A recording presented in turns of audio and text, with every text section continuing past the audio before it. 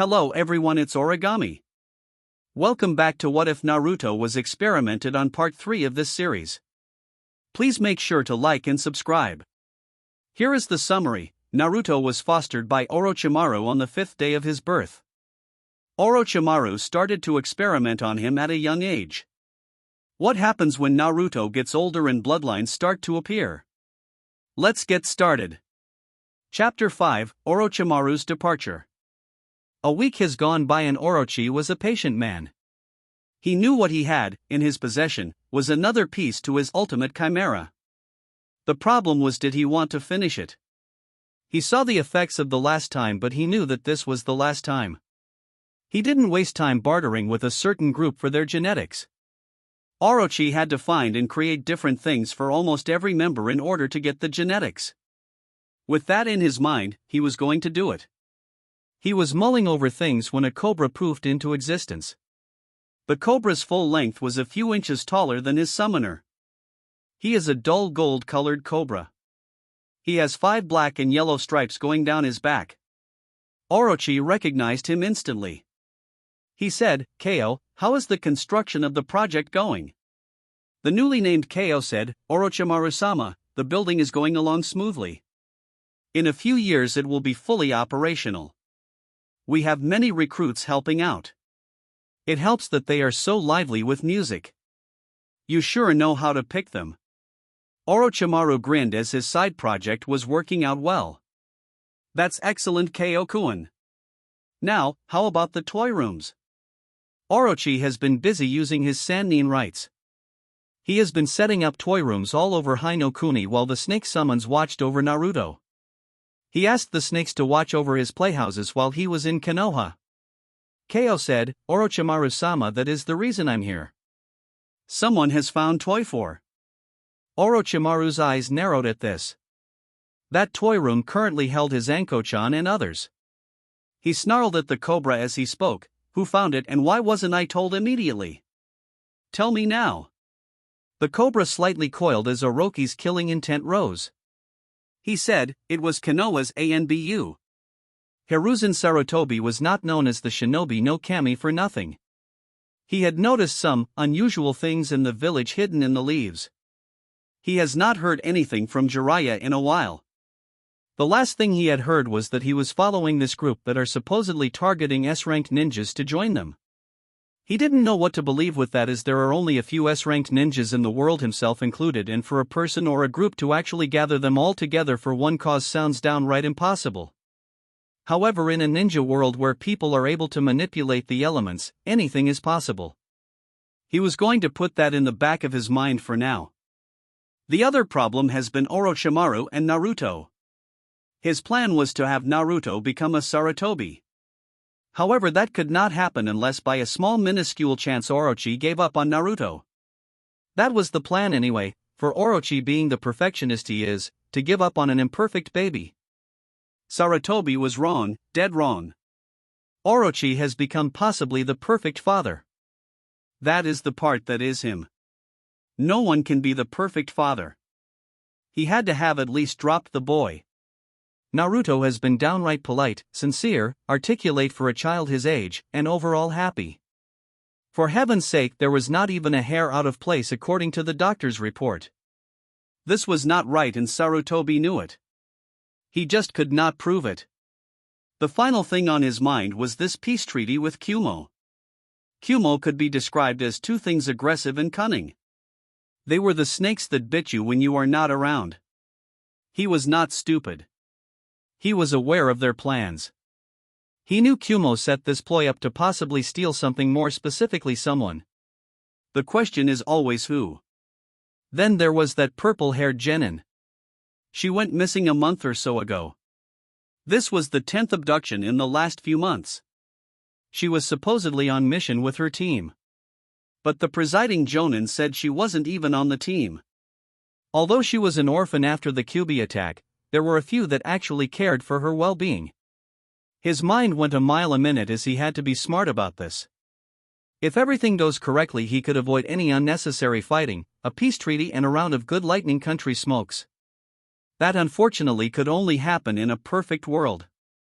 In a blur, a female ANBU member kneeled in front of his spacious office. He gained a stern look on his face as he said, "Report." The female stood up and bowed at her leader. She took off her mask, taking off the genjutsu that it activates when it is on. She said, "Hokage-sama, we found someone has experimental lab that was not authorized by you or the daimyo of Hainokuni." Hiruzen's eyes went wide as he quickly narrowed them. This was not something he wanted to happen at this particular time. His thoughts were grating his nerves as he looked at the woman. The female ANBU was 5 feet, 7 inches tall. She had jade green eyes. Her most prominent feature is her hair. Her hair was a bright pink that went down the middle of her back. Her figure was more athletic with her bust being a medium B. Her face was more stoic as she watched her leader. The Sandaime said in a serious tone, "What did you find in this lab? Do not leave any details out." She could feel it. The Sandaime's killing intent was rising quickly. She felt like suffocating as his old weary eyes had become stern and showed the power of the old man. She kept a calm demeanor as she spoke, "Hokage-sama, my team had found 10 abducted ninjas in tubes. 9 are dead. The one who survived whatever had happened to them is the missing genin Anko Mitarashi. She is merely unconscious." Sarutobi's eyes were grim. The 9 abducted people who died were actually the cream of the crop for the new generation. This was a major setback. Who would do this to these people? How did Anko survive? Maybe she would be the one that give them an indication of who it is. He said, "Inu, Saro, Tora report." In an instant 3 ANBU members were on kneeling in front of the Hokage and the ANBU female. The 2 to the right looked exactly the same as the mask put a genjutsu over their appearance. The first person was a little odd-looking. Although he is supposed to be an ordinary ANBU, he is very noticeable. He has gravity-defying silver hair. He is about 6 feet 3 inches tall. He wore a black t-shirt with the special ANBU vest with black pants. On his arm he had the Konoha version of the ANBU symbol. Hiruzen lit up his pipe.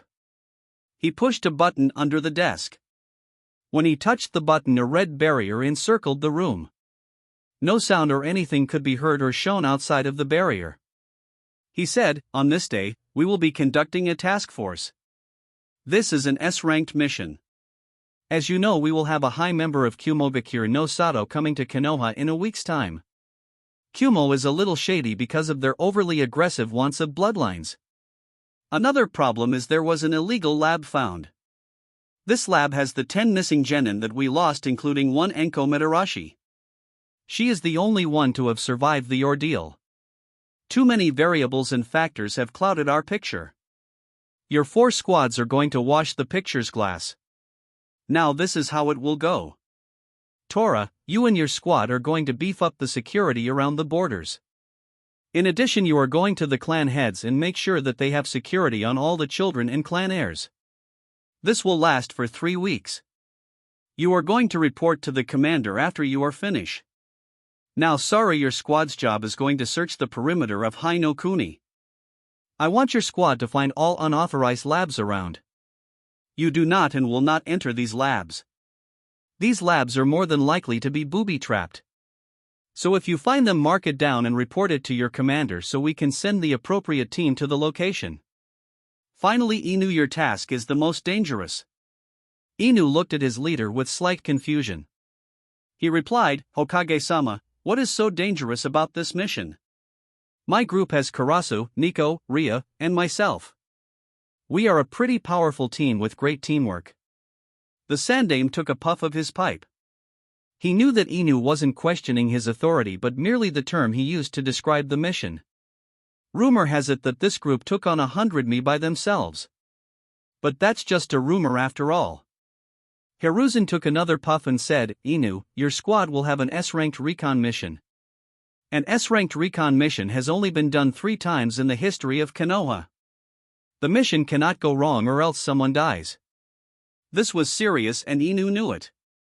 Inu became quiet as he listened to the Hokage. "Now Inu, your job is the hardest. This mission becomes a failure, not only will you but the whole squad will be charged with treason. So you must be swift and effective. Treason hit Inu and the pink-haired ANBU member hard. Inu gulped as he asked, "Hokage-sama, what is the mission?" The Hokage took a deep breath and sighed. He looked out into the window, seeing the Hokage mountain and children playing. He said, "Inu, your job is to infiltrate and steal all evidence in the house of Orochimaru." Orochimaru nearly lost his mind. Yes, Orochimaru showed his anger for the first time in a long time. He literally threw a chair past 3 rooms, shattering the chair in pieces. The Cobra, KO, cowered under a table as Orochimaru destroyed most of the furniture in the room. It took Orochimaru 20 minutes to stop destroying the furniture. He panted as his now red eyes were fixated on the Cobra. He said, "How the fuck did ANBU find it, and why that son of bitch is not 6 feet under?" KO could not breathe as he felt the killing intent of Orochimaru was suffocating him. He could barely even look the Hebe-san eye to eye as he said, "Orochimaru-sama, from what I was told, the group got lost after a disorientating fight and stumbled onto it.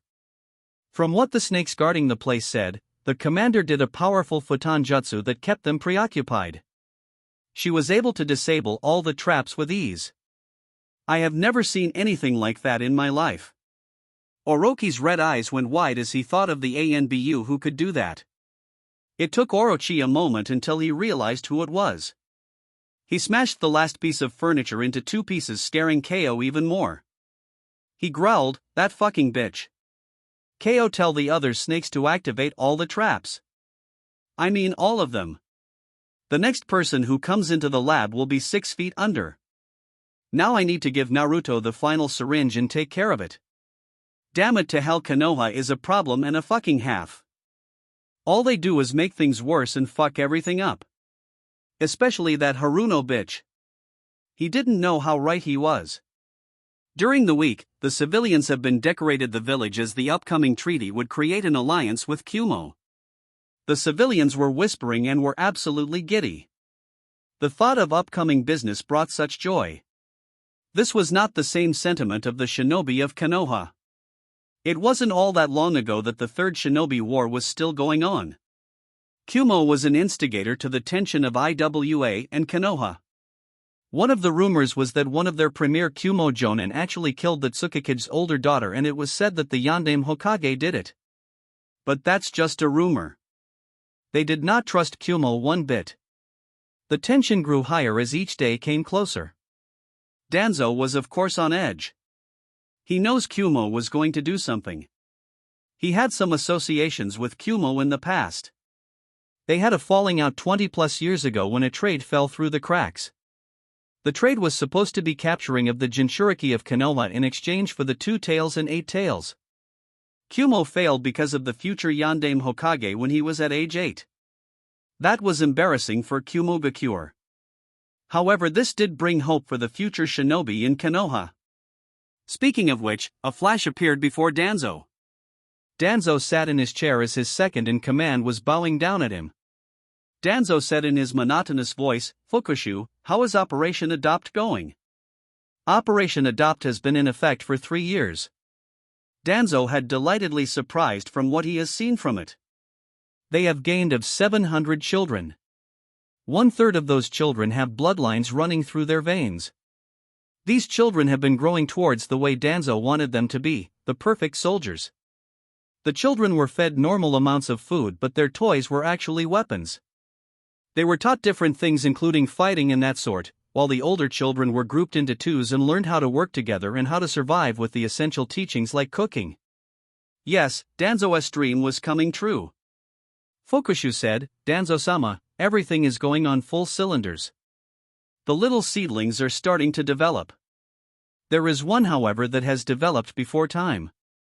His number is 1919. He has shown great skills in the art of sumijutsu, ink techniques. He has made creatures at the tender age of 3. He had even made on come to life for a whole minute. That is extraordinary for a child, especially at 3. Hearing Fukushu's inner giddiness about this group, Danzo smiled inwardly as he said, "The new age of root is here." Naruto had awakened with immense pain. He never felt pain like this in his life. He screamed as his tears fell freely. He tried to get up to go to his father's room, but the pain, a surge of lightning, went through the Naruto's body. He screamed out in pain and fear, "Tusan! Help! Please!" Orochimaru did not sleep. He learned from a young age during the wars that sleep was the enemy. Orochimaru simply meditated. However, since he had Naruto with him, meditating has become even more of a problem. With his sensitive ears, he could hear Naruto's whimpers, especially when Orochi injected the pathogens into his system. He sighed as his mind wandered after injecting Naruto with that final pathogen. His ear twitched. He heard that scream only once. He quickly jumped up. The last time Naruto screamed, it was the pathogen before this one where he convulsed and almost died. He didn't know what was going on or what was going to happen. As Naruto convulsed on the floor as lightning formed around him. As the lightning went through the floor into the electrical outlets, causing the house's lights to flicker off and on, he tried to utter some coherent words, but his body stopped him. Orochi quickly tried to open the door. However, when he touched the doorknob, his body was shocked with enough volts to kill a small animal. He pulled his hand back as shocks went through his body. He gritted his teeth as he kicked the door open. What Orochimaru saw made his heart stop. There he was, Naruto the Kyuubi Jinchuriki, laying on the floor unconscious with lightning and energy flowing through him to every part of his room. As the lightning hit from one place to another, it looked like a light show that Orochi didn't want any part of. He yelled, "Naruto, are you okay? Speak to me." He tried to get close to the boy. Boom! A thread of blue lightning struck Orochimaru deep into his chest. Orochi was thrown back into the wall as he clutched his chest. He opened his eyes and saw Naruto convulsing as the lightning show was destroying the room. His thoughts were scrambled as the pain went through his body, from his toes all the way to his fingertips. What have done? I've got to reach him, but how? I need some type of an insulator. Damn, I need some type of rubber suit. I could get the one in the lab, but it might be too late. I could throw myself up, but the pain will still be there. Wait a minute, the angular projection of the lightning never hits the floor. I got it. Orochi was not stupid. This is why he is considered one of the best shinobi alive.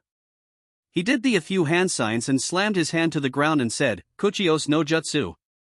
In a puff of smoke, a snake appeared. It was 10 feet long, head to tail.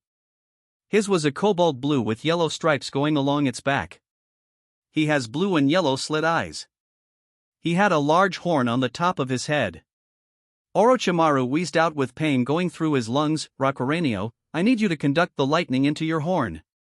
The newly named Rakurenio said, "Orochimaru-sama, as much as I would love to take up all the electricity as it would be a delicious snack, ZZZP taking all of that electricity would ZZZP kill young Naruto. That is not normal ZZZP lightning or electricity. This is not chakra ZZZP laced. I've never seen ZZZP like this before. It's like the lightning is natural ZZZP, but Naruto had somehow was bending it to his will ZZZP, but it went terribly wrong ZZZP. I can deflect the chakra enough to allow you suppress Naruto's chakra control. Once you do that ZZZP, I could absorb my snack." Orochi's eyes were wide from Rakurenio's explanation. He couldn't really comment, as did a certain hand sign. On his hands were 5 kanji symbols. The first is the kanji sign for metal. The second one is the symbol for wood. The third one is the symbol for water. The fourth one is the symbol for fire.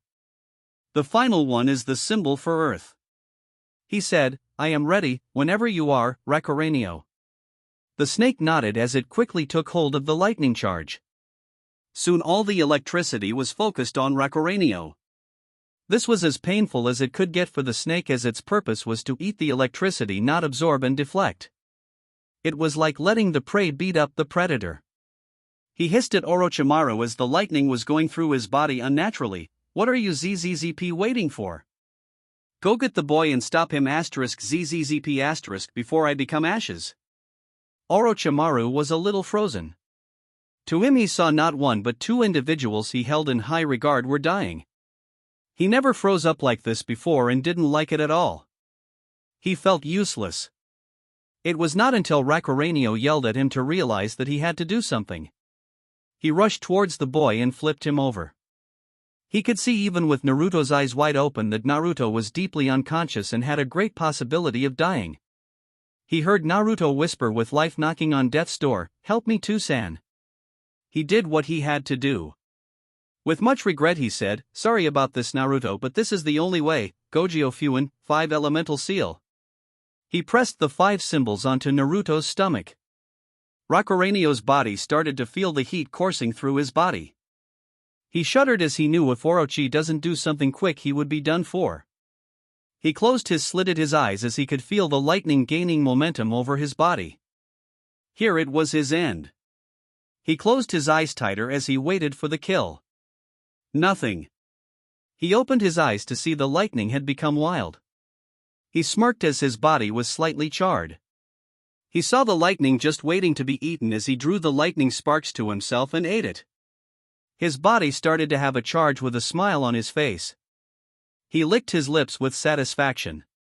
He looked over to see the boy and concern washed over him. He said, "Orochi-sama, how is young ZZZP Naruto doing?" Orochi was not quiet but silent. He didn't know what to really say. Naruto has a 85% chance of living. The lightning that was surging through him did not zap all of his chakra. That in itself scared Orochimaru, as that means it has 2 explanations. The first is that Naruto has the possibility of having way too much chakra. It is possible to have more than a chunin. That is too scary of thought that a 3-year could have that much chakra flowing through him. Yet the second thought is actually worse. Orochi didn't feel it, but he couldn't be sure that the Kyuubi's chakra is flowing through Naruto's core chakra system. If that is the case, then Naruto will become a ticking time bomb. He could even be the poster boy for what happens when abused children grow up to be. The thoughts clouded his mind as he felt something tugging on him. Rakurenio heard nothing from Orochi. So he decided to slither to the Hibi-Sannin. He tugged onto his sleeve as Orochi went into a mental shock.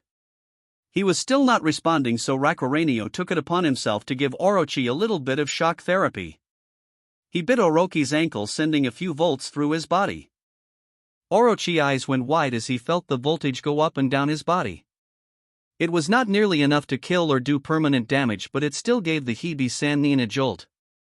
He looked down and saw Rakurenio positive and negative charged vipers still out. Rakurenio said to the Hibi-Sannin as he retracted his vipers, "Are you okay, Orochimaru-sama? You zoned out ZZZP on me less than a few moments ZZZP after the battle." Orochi looked at the snake with his yellow weary eyes. The snake felt empathy for the man as he sighed. Orochi said with a dead tone, "None of this should have happened, Rakurenio. The plan had been to build this boy up, and then I could simply take his body. But it went wrong. Everything went fucking wrong." The frustration has caught up with Orochimaru, and Rakurenio knew it. Although Rakurenio is young in some years, he has been with Orochimaru for 20 years. Rakurenio has been through it all with Orochimaru. He said in a calm voice, "Orochi-sama, you don't get it. Of course this plan was going to have setbacks that would cripple it. Personally, I thought the plan would fail because of the fact that most people would have died with one bloodline reaction. Naruto is truly remarkable in that aspect. Now the other aspect is what has been the human aspect. What has been lost on you is love. Ever since what happened to Ophelia Dash. Don't you bring her into this."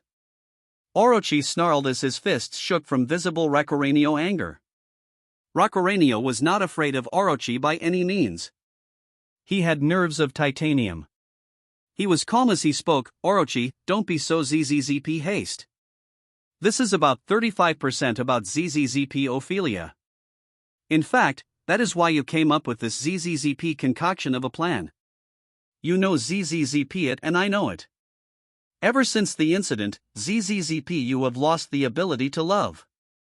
You have become cold, and that's coming from a ZZZP cold-blooded summon. You have always been manipulative, ZZZP, I'll give you that, but the scientific degrading of human life has become ZZZP appalling.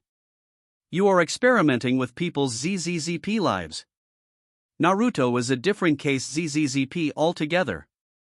You raised him like he was your very own. He has a personality that is like a ZZZP magnetic attraction.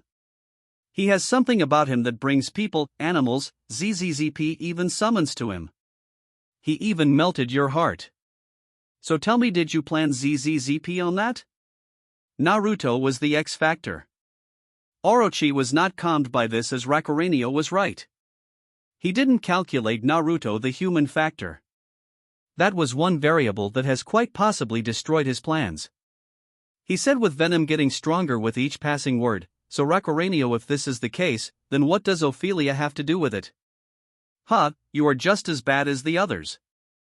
Everyone always wants to bring up things that do not need to be there. Rakurenio was not surprised by Orochi's demeanor. His ice-cold demeanor was cracking and he needed to push it just a little further. Orochi, you don't remember ZZZP, do you? You forgot what your inspiration for this whole plan was. Your plan is to be all-powerful and immortal. That's true. However, you wanted to be immortal to keep researching dash. Shut up. Just shut up. I don't need this right now. If you want to help things, then help me bring Naruto into the chamber. I'm going to conduct a series of tests on the boy to see how his body is holding up. We will not discuss this ever again. Do you understand, Rakurenio? Rakurenio looked at the mentally weakened Orochimaru with pity. He couldn't get him to break yet, but this is an excellent start. He thought, with all those scars in his soul, he needs to have closure. Wait a minute. Talking about scars, that energy should have at least gave Naruto a dozen wounds. Yet he doesn't have a single scratch on him. He said, Orochi-sama, there's something wrong. Really, really wrong. Orochi really didn't want to talk yet, he needed to know if there is anything wrong. He sneered, what is wrong now, Rakurenio? Rakurenio rolled his eyes at Orochimaru. The Hibi-Sannin was not in the mood, but Rakurenio didn't care. He knew this was more important than Orochimaru's mental disarray. He said, Orochi-sama, the energy that was emitted by Naruto is quite troublesome. You see, although Naruto's body was emitting it, he had no such control. This means it is on its own. Orochimaru nodded at this but really didn't see any problem other than lack of control. He asked quizzically, okay, so he couldn't control the lightning. I didn't expect him to, but what does have to do with anything? Rakurenio knew that Orochi was not catching on, so he replied, think about it. What happens when lightning hits metal or even a tree? The lightning would leave scorch marks. Now look at the walls, there are scorch marks all over the place. Along with that, have you ever seen a light bulb that is blown because of too much voltage? Orochimaru snapped, what's the point? You're not making any sense. Orochi was still not understanding what the blue and yellow snake was talking about. The snake sighed as he continued, Orochi, you gotta think. If Naruto's body couldn't control the lightning, then why the hell does he not have any scorch marks or burns anywhere on his body? He didn't have any cuts or anything like that. Orochi stopped in mid-stride as his eyes went wide. He could only utter, oh my Kami. The rest of the night was calm for Orochi. Orochi was still in his lab watching the young boy with a mask on floating in a tube with a green liquid. It seems that the boy is in a medically induced state of unconsciousness. He already determined that Naruto was going to be in there for a week's time.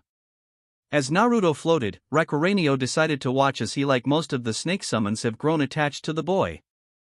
The only one who doesn't like him all that much was Manda, but didn't like almost anyone. He barely tolerates Orochimaru. This boy has caused a conflict of interest. The snakes considered Naruto the next heir of the snake summons.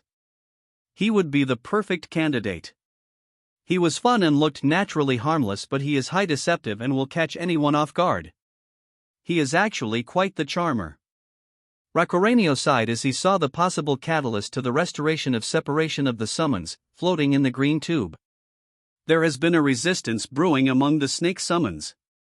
Manda and his followers have become darker in their way of thinking and actions.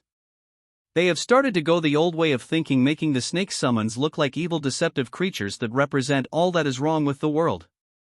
This is causing a rift in their world and they hope he can fix it. He could only sigh as he looked at Summoner. He asked, Orochimaru-sama, what are the tests indicating? Orochimaru had been conducting tests since the event. Naruto's diagnostics were showing normal numbers. His bones were perfectly intact. In fact, they were stronger. It was normal as he was still growing for his bones to be sturdy. However, his bone development increased dramatically. It was worrisome, but Orochi had to keep calm. He said, Rakurenio, there are a lot of abnormalities with the boy. Some of these abnormalities have been here since the beginning, like having perfect vision, mind capacity, being able to hear a mile away, his ability to sniff out anything, even his chakra levels. Tonight his tests showed even more abnormalities. His bones are much denser than before, his body is more flexible, his chakra control is almost pinpoint without training it, and the biggest abnormality is the rapid regeneration. Rapid regeneration is a double-edged sword. Cells naturally regenerate, but not this quickly. It basically like layaway. With rapid regeneration, one's cells come back almost as quickly as that cell left. However, because of how quick he regenerates, he is killing the cell's life at a much quicker rate. So for example, if hypothetically his lifespan originally was 80 years, if he keeps regenerating at this rate, it could cut it down to 60 years. That is a 20-year drop-off. But Naruto's genealogy has changed that possibly. The Uzumakis live long lives. Some Uzumakis have reached the age of 160.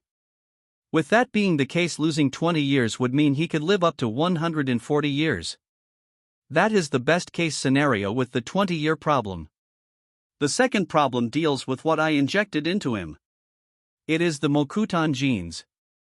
The genes slow down the cell's life almost to a crawl. This is done by the force of nature's chakra. That particular chakra can overtake the cells and keeps it going. What is interesting is that Naruto should not be able to naturally gain this ability unless he is a direct descendant of the Shodai. This is quite interesting. As Orochimaru was rambling to himself, Rakurenio was skeptical about the Mokuton. He asked, Orochimaru-sama, can you explain how you can tell that from Naruto being in a tube? It doesn't make much sense. Orochi saw the skepticism on Rakurenio's face. It was natural, as anyone could throw out different terminology, and it doesn't make much sense. Orochi pulled out Naruto's lab results and showed it to him. He said, you see, I took a sample of Naruto's blood. I tested it by putting a drop under the microscope. When compared to not 1 but 1,000 samples, I was able to tell how much oxygen and other things are in the cell. As to the nature's chakra, I was able to place some into a few cells not of Naruto's. With the variety of the samples, I was able to conclude that nature chakra can make a cell to live up to 400 years. That is, of course, without a person getting injured. So along with Naruto's genes and nature's chakra, the rapid regeneration becomes a plus than a minus. Rakurenio could only blink at this scientist. He didn't understand the explanation, and at this point he didn't want to. He said, okay, Orochimaru-sama, if you say ZZZP so. I don't get ZZZP how you got this, but ZZZP, as long as Naruto is fine, then everything is swell. In a matter of seconds, Rakurenio disappeared in a puff of smoke. Orochimaru knew that Rakurenio was extremely tired and was going to pop at any moment. When he left, however, Orochimaru, for the first time since gaining custody of Naruto, that he felt alone. The overwhelming sadness and depression had caught him. He bowed his head. If one looked close enough, he or she could see a few droplets fall from his pale white face. He mumbled as sleep overcame him, Ophelia. For days have passed and Orochimaru has not been the same. He had started to become mentally unstable since Naruto was in the tube. Ophelia came back to mind, and his departure from Konoha. In addition, Orochimaru had a problem and a half. As he looked around at the ever-growing tension, he realized today was the day of the Konoha-Kumo Treaty. He sighed loudly as he got up from his lab chair and tapped the tube with Naruto in it. He knew these would be the memories he will remember forever. It didn't matter if Naruto wasn't his biological son or not, will always be his son. With that resolve, Orochi went into his library. He was going to make sure Naruto would not stop learning even when he was gone. My son is going to be the best. I'll be damned if any tries to stop him. Other than me, of course. Coo. It's time, Inu thought to himself. His squad had hidden themselves in trees near the house of Orochimaru. He sighed as this was not the mission he particularly liked.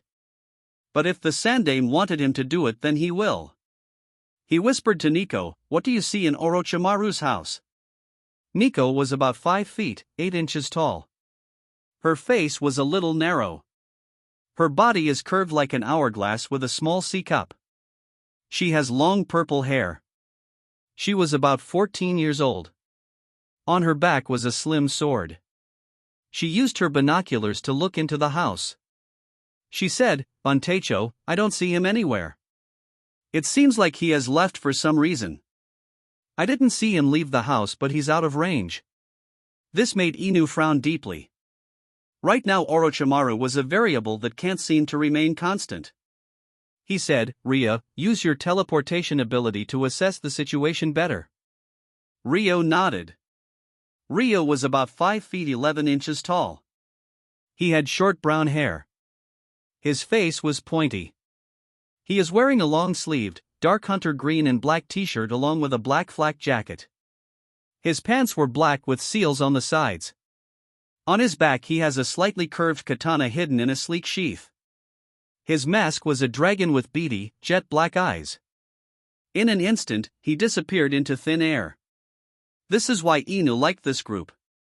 Their abilities worked so well with each other. He smirked under his mask as he watched Ryu dart from each side of the house. He returned in a few seconds. He said, "Buntecho, there is no indication of Orochimaru. It seems that you chose the right day to do this. It seems like there is an entrance at the southeast side." Inu nodded as he analyzed the information. He did not like putting his team in a situation where there are too many variables. He sighed as he analyzed the house carefully. Sure, he and his team were going to in the southeast side. It was still problematic, if caught. He said, "Karasu, I want you to put a rotating genjutsu around the southeast entrance. If necessary, you could put a third layer." Karasu was about 5 feet, 6 inches tall. He has black hair that hung near his cheeks to frame his face and kept the rest of it in a ponytail. He wears a black and gray armor, metal arm guards and gloves, ninja sandals with spikes, 3 ninja pouches on their back waist. He has a black long-sleeve shirt on that covers his Konoha spiral tattoo. He has jet black eyes. His mask is a weasel. Karasu closed his eyes as he said, "Buntecho, do you think that he could possibly set up this backdoor entrance for intruders? It seems extremely suspicious that he has another entrance other than the front door and the back door." Inu's eyes went wide. He facepalmed as he felt stupid. Karasu was right. How could he forget about the aspect of traps? He sighed as he had no other choice. The Sandaime was going to nail Kumo and Orochimaru today. He just needed the proof. He sighed as he said, "Karasu's right. How do we know? Well, we are going to have to see for ourselves. Let's go." With that, the ANBU squad embarked on the quest into Orochimaru's house. "Hayashi-kun, brighten up. Today's Hinata's 3rd birthday," Harini said to her husband as he sighed. Yes, it just so happened to be Hinata Hyuga's birthday. He had become stoic after 3 years of hearing from Shinobi Council to civilian council members, hell even the Hyuga council members, about arranging a marriage to his little daughter. Even one was so bold as to demand his signature to wed her. Well, that particular gentleman has not been seen in Hinokuni since then, or for that matter anywhere else. He rubbed his temples as his pregnant wife draped her slender arms over his shoulders around his neck. Harini kissed him softly on the cheek as he sighed. He smiled slightly as he saw his little girl growing up. "Harini-chan, you know it's hard to believe that Hinata-chan is 3 years old already. I could have sworn that I would have lost my mind by the time she turned 3. He joked wryly. She giggled at her husband's dry joke. She slapped him slightly on his arm. She said, "Hayashi-kun, you can't go crazy as long as I'm here." He smirked as he hugged his impregnate wife closer to him. He said, "It's hard to believe that Hien-kun is 9 years old and is a genin already." He is the pride of the Hyuga clan. She giggled slightly as Hayashi was proclaiming that his son was the best of the new crop. She said, Hayashi-kun, Hisashi-kun's son, Niji has been shown to be very adept to gentle fist. Hayashi scoffed at his wife as he laughed. He said, Hisashi's son is a weak, just like his daddy. He should kiss Hein's feet for that matter. She laughed at her husband's arrogance. She said, I hope he doesn't get a big head like you did when you graduated with Minato-sama. The normally conservative Hayashi became flustered. That particular class was considered the best crop of ninjas to exist since the time of the Sandaime and Danzo-s. The class contained Minato Namikaze, Fugaku Uchiha, Hayashi Hyuga, Hisashi Hyuga, Harini Hyuga, Shikaku Nara, Chosa Akimichi, Inoichi Yamanaka, Yoshino Nara, Kushina Uzumaki, and Suma Izuka. During that time each student in the class graduated at the age of 10. This particular class made the Rookie of the Year award so prominent. It was a four-way battle between Minato, Kushina, Fugaku, and of course Hayashi. At the end it became a draw between Minato, Hayashi, and Kushina. They decided that this would be the first time that there would be a triumvirate for the title. Minato became the leader of Squad 7 under the tutelage of Jiraiya. Hayashi became the leader of Team 8 under the tutelage of Tsukumo Hatake. Kushina became the leader of Team 6 under the tutelage of Tsunade.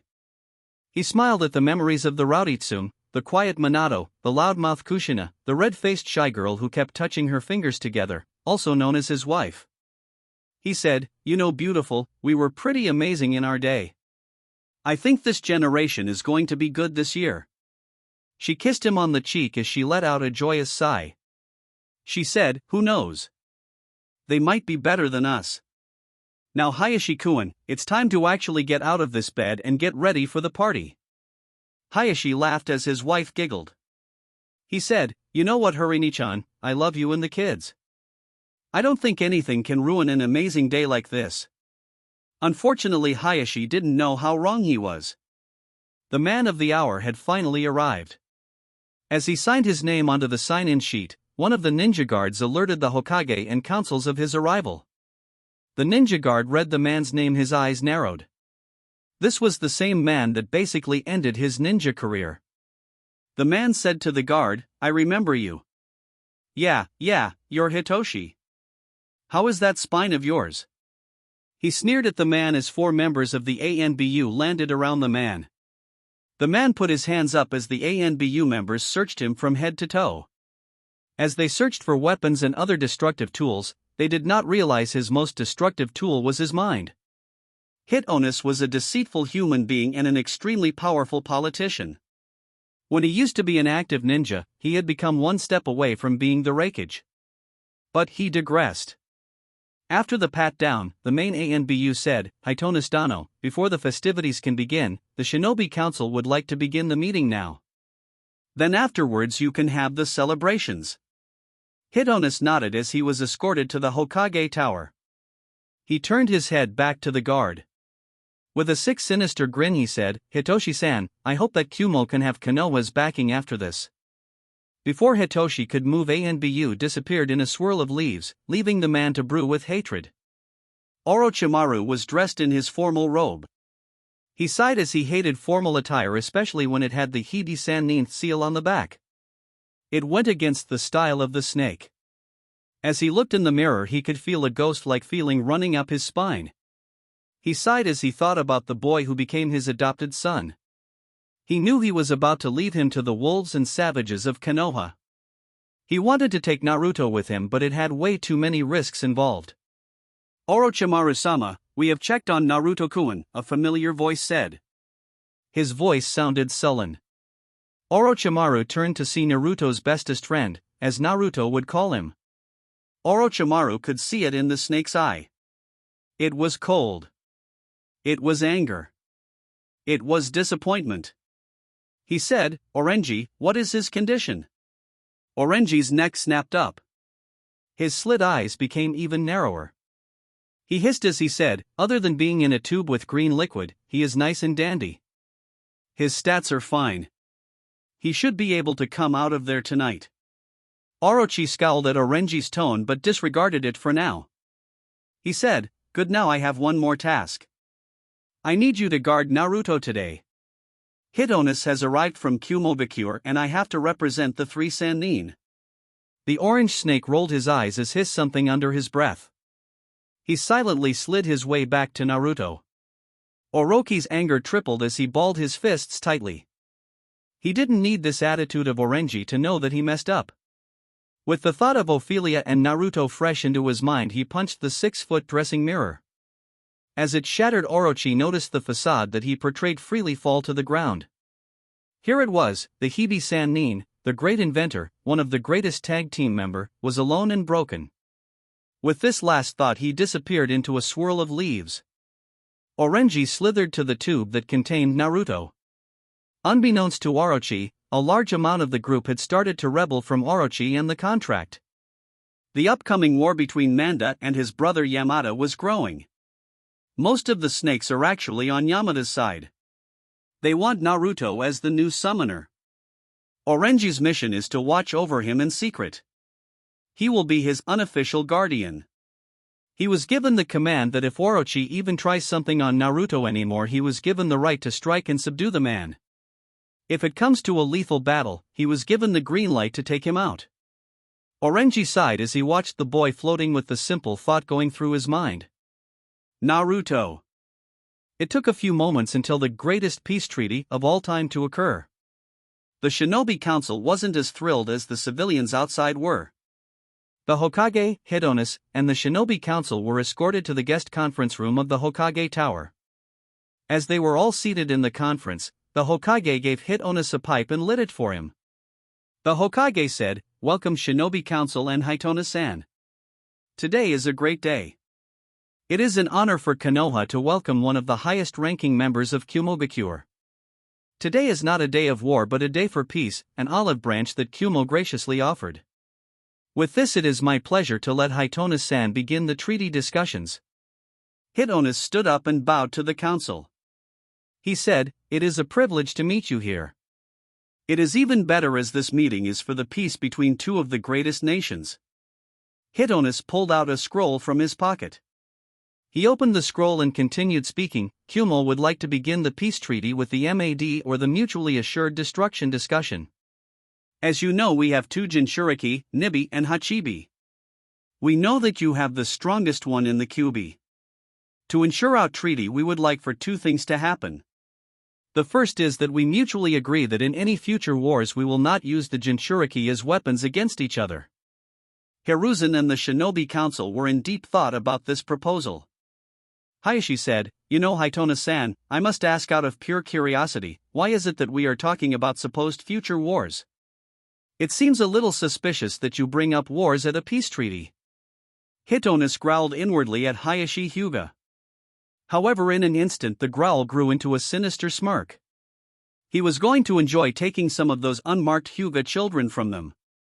His partner in crime, who sat on the opposite side of him, was a smirking up a storm. "Well, Hitonis-kun, let's see your bread and butter at work." Hitonis said in a calm demeanor, "You bring up an interesting point in the matter of war talk and peace treaty. I brought this up because of a peace treaty that was broken a few years ago, when Takigakure attacked us. They used the Nanabai as leverage against us. We were able to defeat them but lost a lot of ninjas. We do not want the small innocent non-ninja countries around us to be destroyed." Hiruzen saw some valid points, but something didn't seem right. Why was it that his spies in Kumo were not able to tell him about the conflict with Taki? In fact, none of his countries knew other than Kumo and Taki. Hiruzen said, "Hitonis-san, it has occurred to me that no one has heard any incidents about Taki attacking Kumogakure. For the members of Taki to even summon Nanabai, many countries would be able to feel that power." Hitonis' eyes went wide for the briefest of seconds. This went unnoticed except for 4 people, Hayashi, Fugaku, Hiruzen, and Orochimaru. He said, "Well, Hokage Dano, they did not release the Nanabai but merely the Jinchuriki." Hiruzen could see what the man was implying and saw Orochi looking a tad bit angry at the implication. Orochi in his ever calm voice said, "So Hitonis-san, are you implying that a Jinchuriki is not a human? I mean, maybe one day your child might become a Jinchuriki. Would that mean that he or she is not a human?" Would that mean that since your spawn is a Jinchuriki that makes you or wife a human being? If not, then do not treat them like spawns. Hitonis was taken aback to this. He heard the laced irritation and anger in Orochi's voice. He had to watch himself or else the whole plan might go to hell. At Orochimaru's house, the ANBU squad was at the door. Inu said, "Cat, do you have any way of opening this door?" "I would do it the old-fashioned way, but it would be too much of a liability." Nico nodded at his way of thinking. She pulled something out of her hair. It looked like a regular hair clip, but when she touched the small butterfly icon on the clip, it changed into a key-like object. She put it in the keyhole. With a press of the butterfly icon, she unlocked it. Inu blinked as he asked sarcastically, "Do I even want to know what that is?" She smirked as she chirped, "It's a girl thing." Their captain just rolled his eyes. His keen sense of smell told him not to move just yet. He said, "Guys, do you smell that? It smells like there is a poisonous gas behind the door. Ryu, use your futon to clear out the poison gas. I'll kick the door open while you use your jutsu." Ryu nodded as he started to do 5 quick hands. Inu whispered, "Ready, get set now?" In an instant he kicked the door, releasing a purple and yellow gas. The others quickly jumped out of the way as Ryu said, "Futon, Kihaku, wind release, thin air." Unfortunately for Ryo, the gas got to him a split second before the move was used. Inu saw that the gas disappeared, but Ryu was on the ground. Inu cursed as he and his team circled around Ryu. Inu checked his pulse and saw a faint pulse. He said with an edge to his voice, "Nico, create a Kage Bushin and bring Ryu to the hospital ASAP. He has a low heartbeat and doesn't have oxygen going through." She nodded vigorously as her shadow cloned to Ryu to the hospital in a swirl of leaves. He sighed as he didn't like where this mission was going already. Karaso said, "Untecho, what's the plan action of action?" Karasasa had been in the ANBU for a few years and had earned his stripes. He became second in command of this squad by the request of Inu. He noticed that Inu stood a little straighter as Inu walked past him. He said in a serious voice, "We're going to investigate the house of Orochimaru." Orochimaru's basement was actually his lab. He broke his basement into 2 different sections. The first was nicely furnished with a fireplace, bed, and the works. The second side, however, was different. It was cold, dark gray, with a murky demeanor. Inu never seen anything like it. Upon further inspection, Inu saw vials of different shapes and colors, beakers, different high-tech machinery, even a stove. Nico whispered, "What the hell is this place?" Inu nodded with a grim look on his face. He said as they got in closer with fear going up their spines, "Nico-kan, I believe we are going to find out more about Orochimaru than we really want to. Nico, go east and look for anything that seems suspicious or of great importance. Karasu, you are to look west. I'm pretty sure he has files over there. When I used to shadow him, I noticed that he used to put the file to the right. I'm going to go straight. Guys, this is serious. We have already lost Ryu for the rest of the mission. This is the most dangerous part.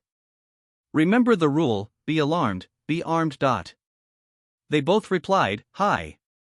Nico and Karasu went there respectively as Inu walked forward. Inu, being honest with himself, was gravely afraid of what he might see. From what he had heard from ANBU member Saro, they found some labs that were absolutely disgusting. There were molding and decaying human bodies, half-eaten rats, even a human body with a tail. Inu had to stop there as he was getting sick. He stopped his train of thought only to look up. He took a step back and fell. He barely whispered, "Oh my Kami, no." There he was, Naruto Uzumaki, floating in a green-watered tube. A voice echoed off the wall, "So you are the one who opened the basement door and invaded his house." The treaty went well for both sides. Konoha was able to wiggle a few moves in which Kyumo would have to admit to and pay for the situation that happened with Kushina. In addition, they will send over 1/4 of their lightning jutsus and kenjutsus. Konoha would give up 1/16 amount of fire jutsus to Kyumo. Each side will come to the other's aid even in border patrol. All that needs to be done is Hitonis going back to the Raikage and him signing it or ratifying it. Right now Hit Onus was at the parade of his and Kumo's honor. Meanwhile his partner Orochimaru had more pressing matters. He was completing his part of the deal, getting a Hyuga. Orochi was smart.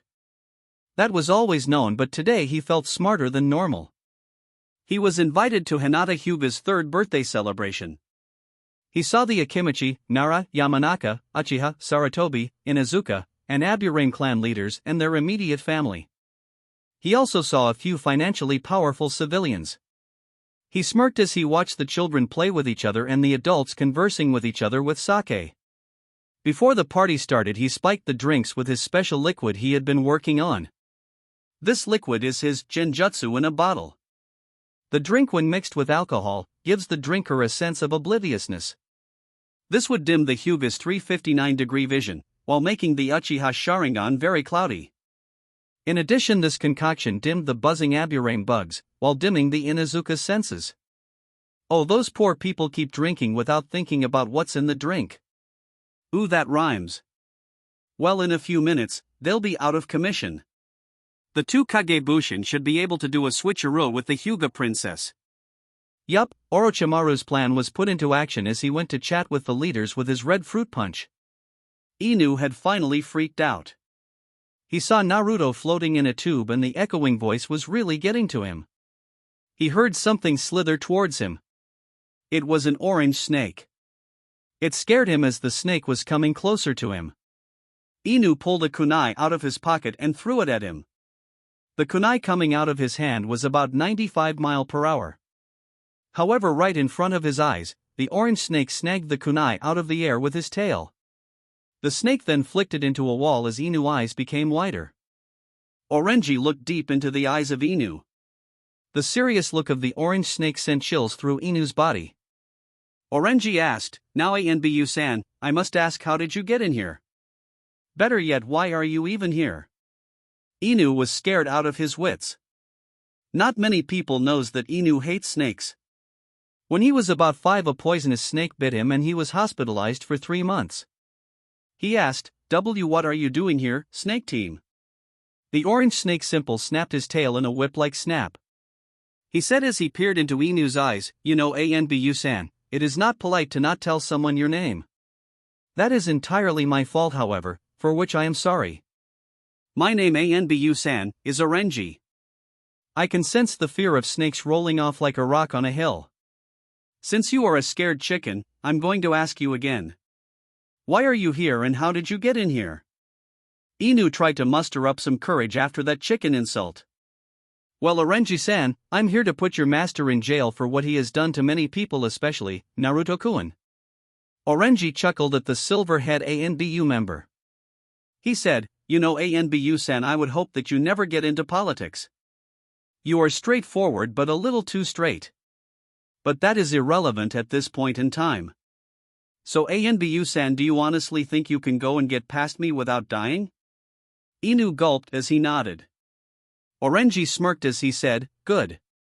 Even though I can basically eat the fear you emitting, I can see some strength coming through.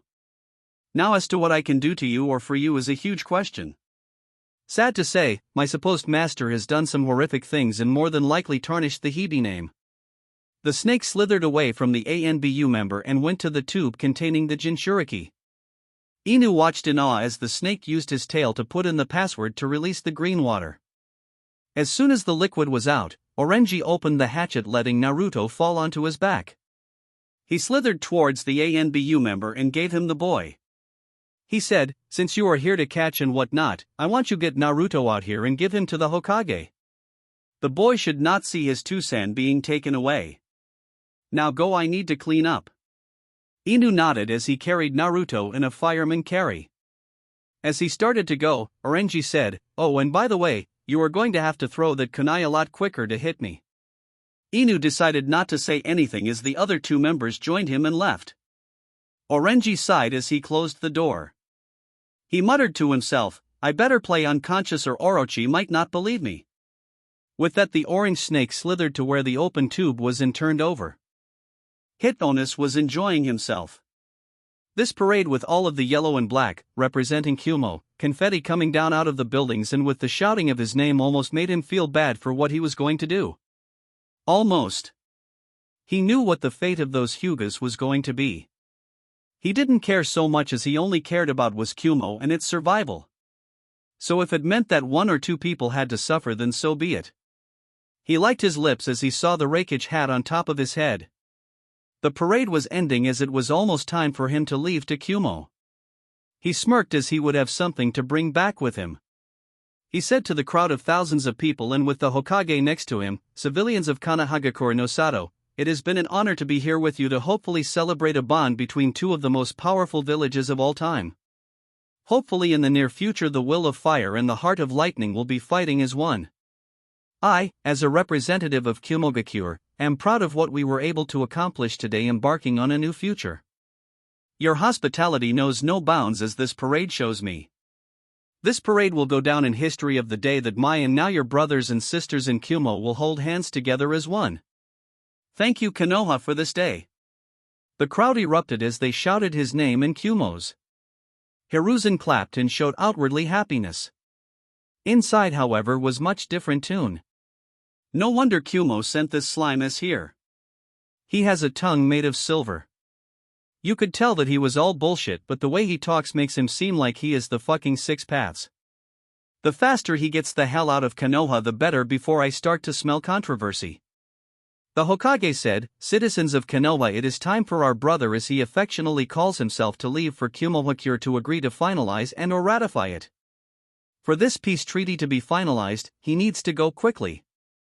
Let's give him a big Konoha send-off."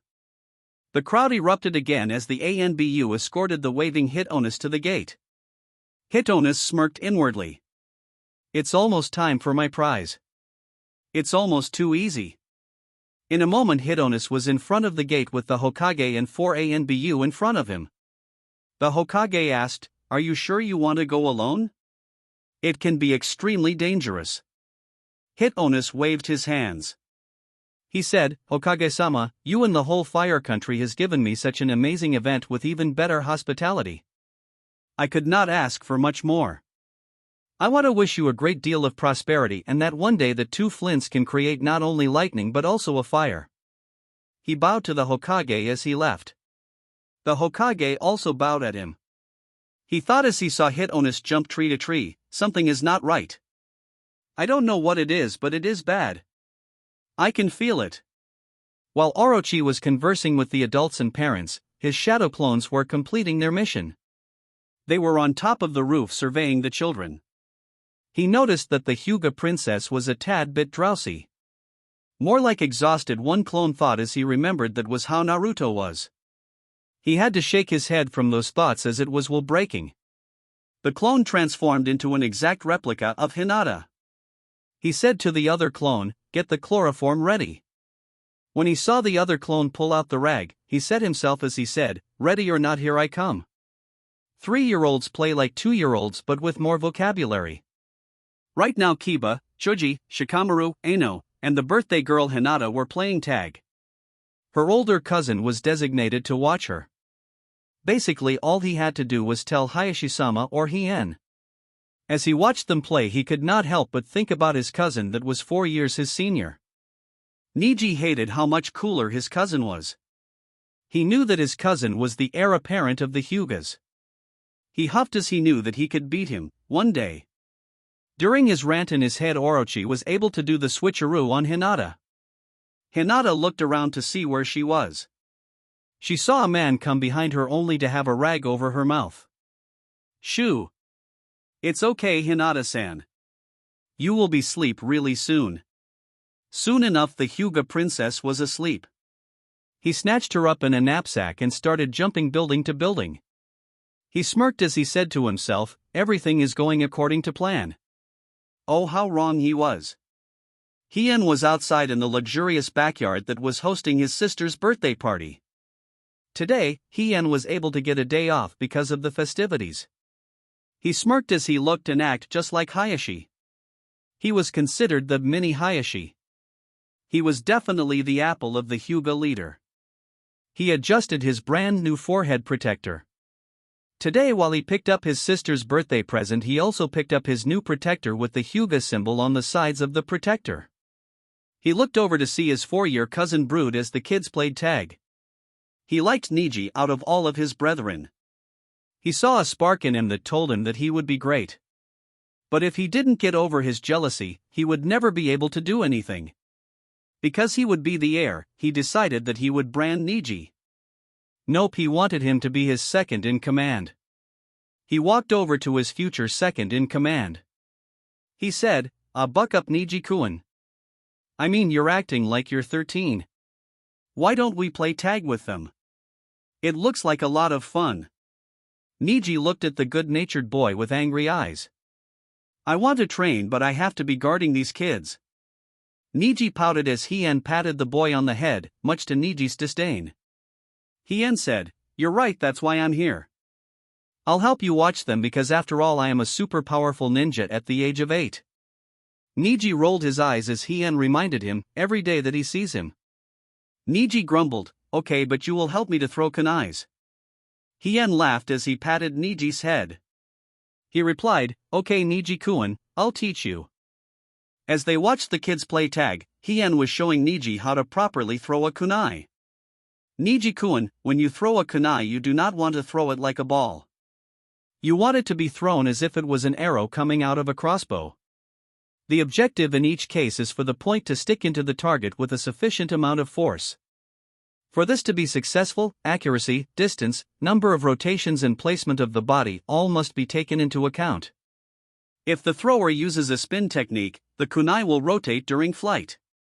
This means that the thrower, assuming he is throwing the same way every time, must either choose a specific distance for each type of throw or, more practically, make slight adjustments to placement of the kunai in the hand as well as angle of release and rotation of the wrist. Variations in throw technique can allow great accuracy and range. Throwers may also need to adjust for throwing off-center, around corners, and while running. Niji blinked at his cousin. He was considered a genius not only because of the power he contained but because of his mind. Niji grumbled, "I'm only 4 and you expect me to know this? I barely know half of what those words mean." Hien smirked as he patted Niji's head. He whispered into his cousin's ear, "You're not supposed to. That is why I'm going to show you." Niji brightened some but not too much as his cousin took him a few meters away from the kids. He said, "Now watch as I throw it." In an instant he threw the kunai. The kunai rotated slowly as it went into the wall. Niji's eyes were wide open. He was giddy as he thought this was easy, especially how fluid and smooth Hien threw it. Hien said, "Okay Niji, your turn." Niji nodded as he aimed to a specific target. With all his might he threw a kunai. It whizzed through the air. It came towards its target. Kunais do not have a name for a target as it went straight towards Hinata. Hien could only watch in horror as the blade came towards his running sister. Boom! Hien opened his eyes to see the kunai buried deep into the training dummy with Hinata in full deflection mode. It was as if she had been in a war. Hien's eyes went wide, as he thought, what the hell? That can't possibly be Hina-chan. He came over to his sister to check up on her as Niji on the ground crying his eyes out at the thought that he killed his little cousin. Hien asked her, "Hey Hina, are you alright? You were awesome in deflecting that kunai. Let me check something." Hinata nodded as she watched Hien intently. "Shit, I messed up. It's a reflection. What was I supposed to do? Hopefully he didn't think I'm a fake." As he was checking her body to see if anything was wrong, he slowly pulled out a kunai. Poof! Hinata burst into smoke after Hien jabbed her. Hien cursed loudly as he told Niji, "Niji get to San, Hinata is gone. I'm going to find her and save her." Niji quickly ran to get Hayashi as Hien activated the Byakugan. He was able to get her signature about 75 meters away. He had to hurry. With 3 kunais packed, he was ready to go save his sister. Orochimaru finally got the memories of his dead clone and he was furious. Why does everything fail because of children? He had everything packed into a scroll and it was almost time to leave. He excused himself from everyone and went to the bathroom. He simply had to go to someone's house. Someone named Haruno, as he had a special parting gift for her. Hien raced towards the signature that had his sister with him or her. "Don't worry, Hina-chan. I'm coming to get you." As he rushed as fast as an 8-year could go, he was finally able to get close enough to the signature to see the transaction occur. The man was just outside of Konoha with another man. When he took a closer look, something sent chills up and down his spine. He saw his sister being traded from the hands of the Hibi Sannin, Orochimaru, to the hands of the representative of Kumo, Hitonis. Shit. This is bad, real bad. Kami, keep me safe as I'm about to take on a Jonin and a Kage. This is for you, Hina-chan. With that, he got closer. His heart started to beat faster as this could possibly be his last mission. He threw his kunai and hoped for the best. Orochimaru's clone was completing the transaction. He said, "Well, Hitonis, I hope your plan works out well. You know, after all, she isn't some nobody. She is the princess of the Hyuga clan and the only daughter of Hayashi. There will be backlash, but that is out of my hands. I washed my hands clean of this whole ideal." What Hitonis did not know was that the clone felt the boy's presence. He knew from the moment that he left that someone would be tracking him. He just didn't expect it to be an 8-year-old. This should be an interesting tale. A brother who would risk everything to get his sister back versus a man who would risk everything to save his village. Too bad I won't be able to see it. Once the it came into his mind, a kunai was darting towards him. He didn't move, however, as he wanted the smoke to figuratively and physically blow up in Hitona's face. The kunai hit him in the back. He blew up into a plume of smoke. "What the hell is going on, Orochimaru?" Hitonis shouted as the smoke filled the perimeter. Because of the Byakugan activated, Hien was able to see where his sister was. He quickly raced into the smoke. The smoke cleared and the knapsack was gone. The Kumo ninja screamed as he was duped. He started to throw lightning strikes all over the place, scorching the trees around him. His eyes were blood red, with veins popping out of from his neck all the way down to his toes. He shouted, "Where are you, Orochimaru? I'm going to kill you. Damn it, damn it, damn it." Hien, although scared, knew that he nor Hinata survive if they hid. He whispered in his sister's ear, "Hina-chan, I need you be very quiet. Big brother is going to take care of you." He put her in a hollow tree trunk. He sighed as he was going to face this monster. As Hitonis fumed and threw lightning bolts. Soon he saw a shadowy figure come from behind a tree. The figure said, "I'm no Orochimaru, but I can still kick your ass." Hitonis saw red as he threw a lightning bolt at the boy. The boy used a Kwamiri to replace himself with a log, courtesy of Hitonis. "Looking for me, I presume?" Hitonis looked behind him to see a fist in his face. The fist sent him back a few steps. When he opened his eyes, he saw a powerful kick coming towards his temple. Hitonis was able to recover and blocked the kick. He grabbed Hien's leg and spun him around. He threw him into a tree. Hien hit the ground with an oof. Hitonis sneered, "You little twerp. I'll make sure you will be nothing but ashes on the ground. Meet your maker, you bitch." Raitan, Denku no Bufu, lightning style, gale of lightning. He created an unstable ball of black, blue, and yellow energy. It crackled as it grew. Once it grew to the right size, he threw at the panting, almost unconscious Hien. The lightning gale came at him with increasing speed. Hien saw the bright light and quickly did a one more Kawarimi. This time, however, it was with the Kumo Jonin. The man was so caught off guard that he was hit full on, blowing him into a tree. The electricity sent voltage coursing through his veins. The young Hyuga heir got into position to finish him off. He said, "It's over, you arrogant bastard. Hakurokujuyansho, 8 trigram, 64 palms, 0.2 palms, 2 strikes in his right arm, 4 palms, 2 strikes in his left arm, 2 on his left shoulder, 8 palms, 2 on his right shoulder, 3 on his right thigh, and 3 on his legs, 16 palms, 3 on his left thigh, 3 on his legs, 1 on both of his knees, 2 on his left biceps, 2 on left triceps, and 2 on his left kidney, 32 palms, 2 on the right biceps, 2 on the triceps, 4 more on the left biceps, 4 On the biceps, 2 on his right kidney, 6 at the ribs on the right, 6 at the ribs on the left side, 4 on the right pec, and 4 on the left pec, 64 palms.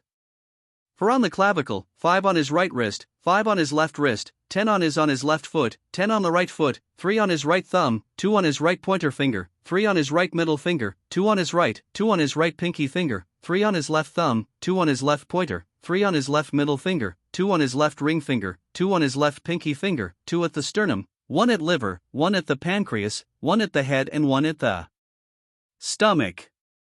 Hitonis was coughing up blood as his thoughts about being beat by an 8-year. It did not bode well for him, as he would be the latest laughingstock with Konoha and Kumo. By his pure will he was able to get up. He felt 4, possibly 5 chakra signatures.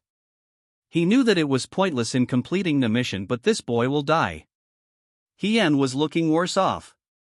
When he struck Hitonis, the voltage went through his body. It was like barbed wire that ripped his skin and chakra off. He panted as his chakra level was low because of the voltage being siphoned. He knew he didn't have too much time left. He said as he coughed up blood, "How are you still standing? You should be finished by now." The man chuckled as the others dropped down in front of them. The 5 he saw were Hayashi Hyuga, Hizashi Hyuga, Harini Hyuga, Ko Hyuga, and Hohito Hyuga. He noticed that their bodies were weak and barely responsive. He said, "It's nice to see all you are here. I know I'm going to die, but I'm taking one of you with me." Before anyone could move, Hitonis said, "Raiton, Shirai, lightning release, lightning strike." Instead of pointing his lightning strike at Hien, he pointed it at the tree that contained Hinata. No one could move as the paralysis that was added along with the concoction was still in effect. Hitonis fell down dead. It happened in slow motion. Hien ran towards his sister. He was slowly losing consciousness as he ran. He knew this was his last chance to save his sister. "I'm sorry, Hina-chan. I'm sorry that I won't be able to see you grow up. You might remember me, but I want you to know I love you, sis, and be the best Hyuga leader you can be." In a moment before the lightning struck the tree, Hien committed the ultimate sacrifice by doing one last kawarimi. Boom! Hien fell down to the ground. The lightning strike went right through his heart, rupturing it completely. His chakra was severed as it cut each chakra flow from the Tenketsu point. His death was instant, but his sacrifice will live on as Hinata was safe and sound in front of Hayashi. "No! Hien-kun. My Sochi is gone. My Sochi is gone." Harini fell to the ground as she screamed her lungs out over the death of her son. She started to feel the baby's pain. Hayashi couldn't move. His body felt numb as he saw his wife and daughter cry, and his son, his only son, on the floor dead. Only one tear fell down his cheek. The old arrogant Hayashi had also died that day. There is only one Hayashi now, Hayashi the Stoic. Hiruzen was back into the Hokage Tower. To be quite honest, he had a sense of foreboding. As he sighed and lit his pipe, he heard and saw a crack appear on his pipe. "This is not good at all. Hokage-sama. We have a problem." Hiruzen looked at the panting Inu rushing through the door. He straightened himself up as he listened intently to the man. His eyes told Inu he better start talking. "Hokage-sama, Orochimaru was in fact the one experimenting in those illegal labs." Hiruzen was thinking a mile a minute.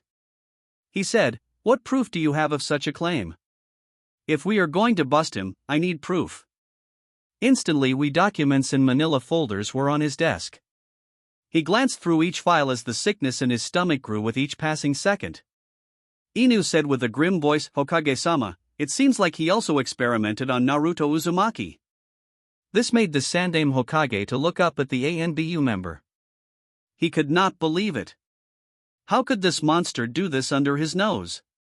He slammed his fists on the desk, breaking it. He started to breathe hard as he spoke. "Inu, where is Naruto?" Inu replied quickly, "He is in the hospital with Nico and Karasu watching him." Hiruzen nodded as he said with anger flowing through him, "That son of a bitch of a father is going to pay. We're going to make rounds. Is there anything else you need to tell me?" Inu nodded as he said, "Hokage-sama, We also found an operation he created. This operation is to kidnap the Hyuga Prin Dash. Before he could finish, another ANBU went through the window. Hokage-sama, the representative of Kumo is dead. The Hokage got up with authority. He said, "What the hell happened?" The ANBU explained everything caused such great pain into his chest. With a steel resolve, he said, "Inu, round up all available ANBU. We are about to catch a snake." It took a few minutes to gather 5 ANBU squads. Hiruzen spread them out around the perimeter of the house. He picked 3 ANBU members including Inu to come in with him. They were ready. Saya Haruno had a bad feeling. She had the day off for she could be with her daughter, Sakura Haruno. She had been slightly neglectful to her daughter. It wasn't because she hated her daughter or anything like that. It was simply because being an ANBU commander was keeping her away almost 20 hours per day. She sighed as she sat on the chair in the living room and was doing a puzzle with Sakura. She looked at the picture of her and her late husband. She wanted to be a housewife where she could be with Sakura every day while her husband worked. Her husband was an ex-jonin who became famous for his amazing banking skills. He was one of the reasons that Konoha had one of if not the biggest financial surplus in the world. His interconnections with the other businesses strengthened the shinobis and civilians. He made some union agreements that stopped a civil war in Konoha. Oh, how she missed him. He was killed in the Kyubi attack when he saved some of the merchants from the fires. He was killed when a blazing support beam fell on his back. The blazes were too strong for any of the merchants to save him. She shook her head as a tear went down her face and hid a piece of the puzzle. Sakura looked up at her mother. She had an inquisitive look on her small face as she said, "Kazan, why are you crying?" Saya chuckled as she wiped her eyes. Sakura cocked her head to the side as her mother started to speak, "I'm not crying, honey. I just had some sweat coming down." Sakura asked, "Kazan, does sweat come out of your eyes?" Saya laughed as she rubbed the top of Sakura's head. Oh, how she loved her smart daughter. She saw a shadow land on her cherry blossom tree in front of her house. In a moment her eyes went stone cold before going soft. She said, "Sakura-chan, I want you to go to your room. I'll be up there to play a game with you." Sakura frowned slightly. She nodded as she ran upstairs. "Okay, Ka-san." When Sakura left, the shadow promptly came in front of Saya. Saya's eyes became hard and cold. It was almost like steel. She said as the ANBU member fell to one knee, "Sarah, and I know that I do not like to bring work home, especially when I finally have a chance to be with my daughter for a full day for the first time in 18 months. So this better be fucking important." Sarah nodded as he spoke, "I know, Saya-sama, and I am so sorry to interrupt your time with your beautiful daughter. This is really important. Your suspicions were correct. Orochimaru was the owner of the illegal labs. There is more, he is the accomplice to the failed attempt of kidnapping of the Hyuga princess. There is more. It seems like Orochimaru experimented on the Kyubi Jinchuriki." Saya's eyes went wide at this. She could believe that she was right about Orochimaru was the owner. After all, he was a scientist who had privileges, so he would be a prime target. But with what happened with the Hyuga princess caught her in a loop. What shocked her the most was the fact that he experimented on Naruto. There were no visible signs of abuse or anything. She said, "This is bad. I see that you probably told the Hokage or the Hokage knows. I have 2 questions for you. What did he say that he wanted done? The second is, how was Hitonis able to even get that close to the Hyuga princess? The Hyugas have the best security system with their Byakugan." "Well, I could answer that, you little wench." Sara was not quick enough to move when a kunai sliced his neck. Blood started to spurt out as he fell to the ground. Sada looked in horror as the very last person she wanted to was standing in front of her, Orochimaru. He had a wide smirk on his face as he twirled the kunai in his hand. He said, "Well, Haruno-san, it is a lovely day, isn't it? I mean, you have the day off to spend time with your precious daughter, but here we are with dead body on the floor and an innocent kid upstairs. How things can turn so quickly." She growled as he continued to speak, well Haruno-san, we both know you move you die and you kid will be dead at best. Now you wanted to know how was anyone able to crack the guarded treasure chest also known as the princess. Well what would one say if one spiked the drinks? It's easy when you are at a birthday party you voluntarily didn't go to. You should know at the party, I was going to let you be reacquainted with your husband. Pity. She growled as she slightly moved her hand to press the button. She slowly got up as she spoke in a calm voice, you know Orochimaru, you think that you can come to my house, my home, and threaten my family. I'll be damned to let you live. She threw a kunai at the Hibi-Sannin. He easily deflected it only to be acquainted with her cocked fist. Orochimaru was sent back only to feel someone behind him. Saya did a spin kick into his back only to him disappear.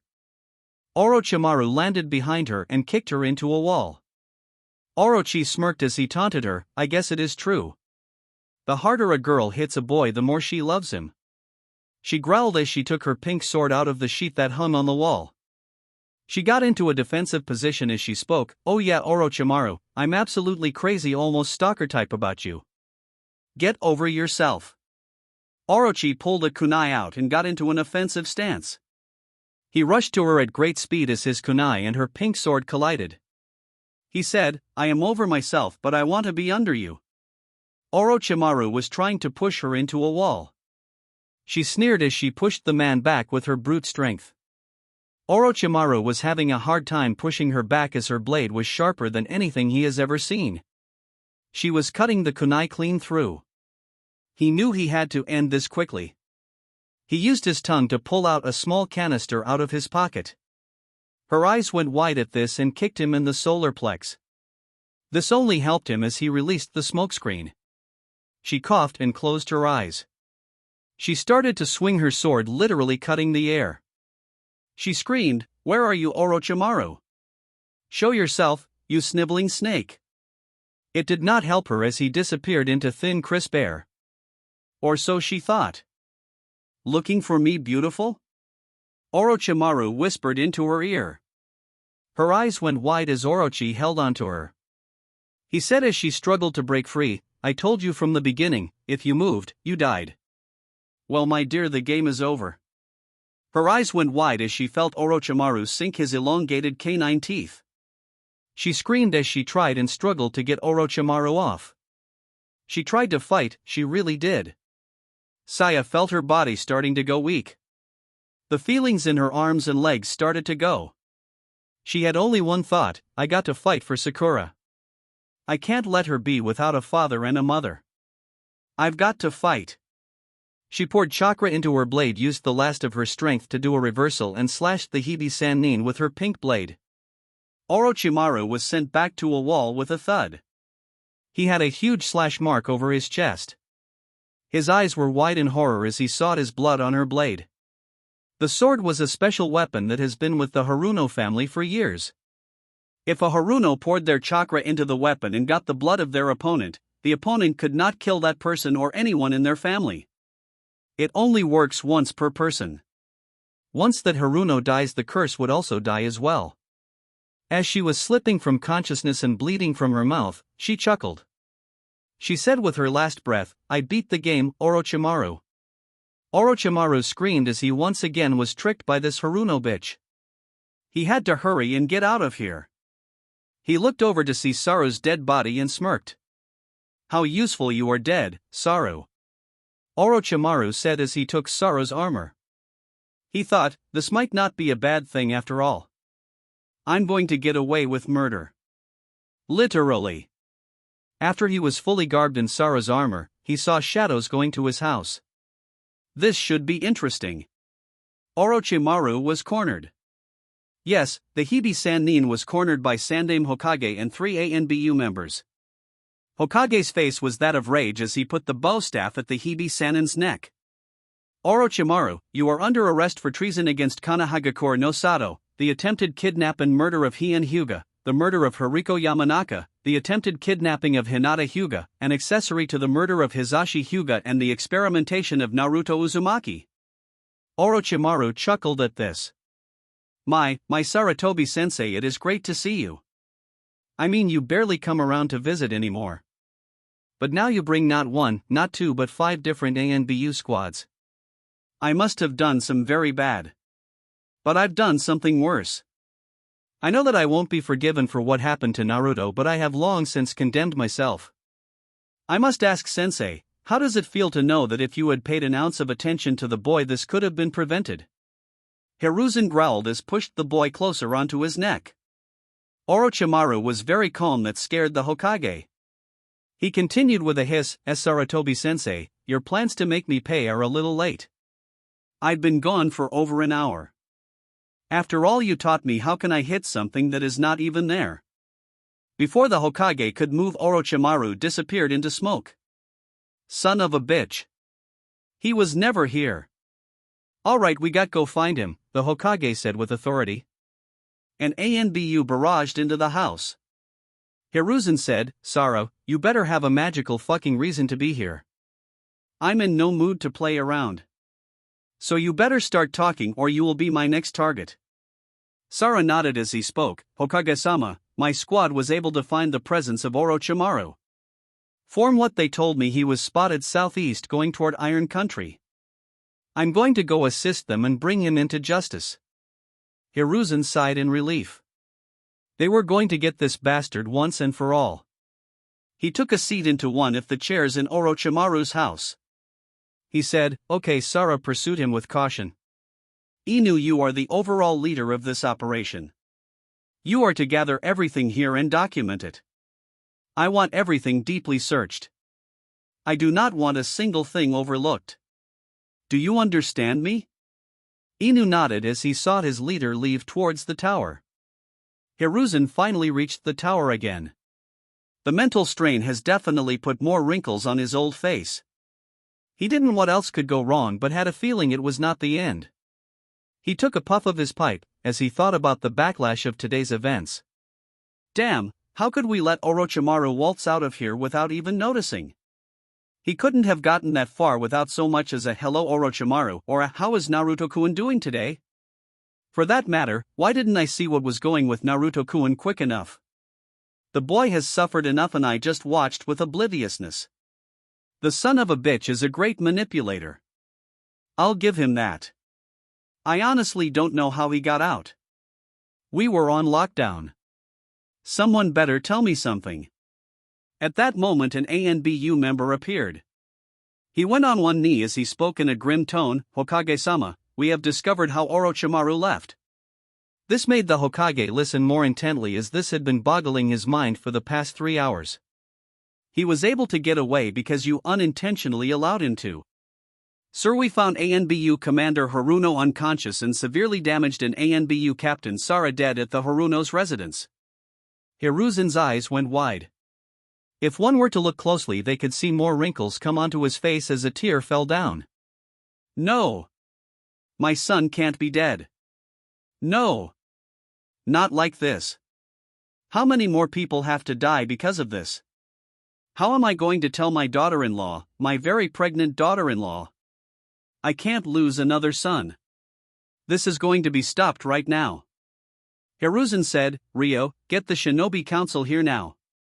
This is an emergency meeting. I expect him to be here in 2 minutes. Go. Ryo nodded and disappeared, leaving the Hokage to weep for his oldest son. It took all about a minute for everyone to be seated. Sarutobi did not like what he saw as the members of the Shinobi Council were still drugged. He frowned as he spoke, Good afternoon, Council. I am seriously disappointed with everything that happened on this day. I'm going to brief you on everything that has happened. First and foremost, our defenses have been compromised. With that in mind, we have lost one of our genin prospects in Heian Hyuga. I know that people die every day, but how the fuck was he able to leave the gates without anyone checking him? I don't damn who you are, you must be checked by a guarding shinobi. I can only blame mainly the Uchiha for this. That sobered Fugaku right up. He exclaimed, Hokage-sama, how is our fault for this? He was already angry for having to be here. Now he was downright furious. However, the look the Hokages gave him told him he didn't give a shit. Hiruzen said calmly, yes Fugaku, I blame this on the Uchiha. If the Uchiha did their jobs, then Hien would not have gotten out of Konoha's walls. In addition, if one of you would have cared to look into Orochimaru's bag, just maybe you would have noticed a human being in the bag. Explain that, then I'll say you're innocent. However, I have more important things to address. Now I've decided to beef up the defenses. Because of the fact that the Hyuga and the Uchiha have not done its job correctly by protecting Konoha, some you will deploy 10 members of your clan, with each man or woman having 3 dogs effectively tomorrow. Hokage-sama, this is outrageous. We were promised to have control of the police and patrol force. Fugaku raged. This ongoing problem has been going on since the Kyuubi attack, when Hiruzen added the Hyuga to the patrol. To add to this, Hiruzen put the Hyuga's brother as the second commander. Hiruzen looked at the Uchiha leader with cold as steel eyes. He had enough of the Uchiha bringing up what his predecessor, Tobirama, said and did. He was the Hokage and he wasn't going to be bossed around by the descendant of Izumo Uchiha and a dead guy. He said, yes Fugaku, I know what you were promised. But have you ever thought that if you kept your promise and actually kept Konoha safe, then we will keep our part? A promise is a two-way street. Now I'm tired of you keep bringing this up. Let me explain something to you, Uchiha. I am Hiruzen Sarutobi and I am the current Hokage. I am not Tobirama who made that promise to you. I haven't kept my sensei's wishes. I have kept it because of the respect of my sensei. If you bring it one more time, we will see what police force you will be running. So just be quiet and do your job. If you have a problem with it, then you can leave right now. I do not have time to hear you whining.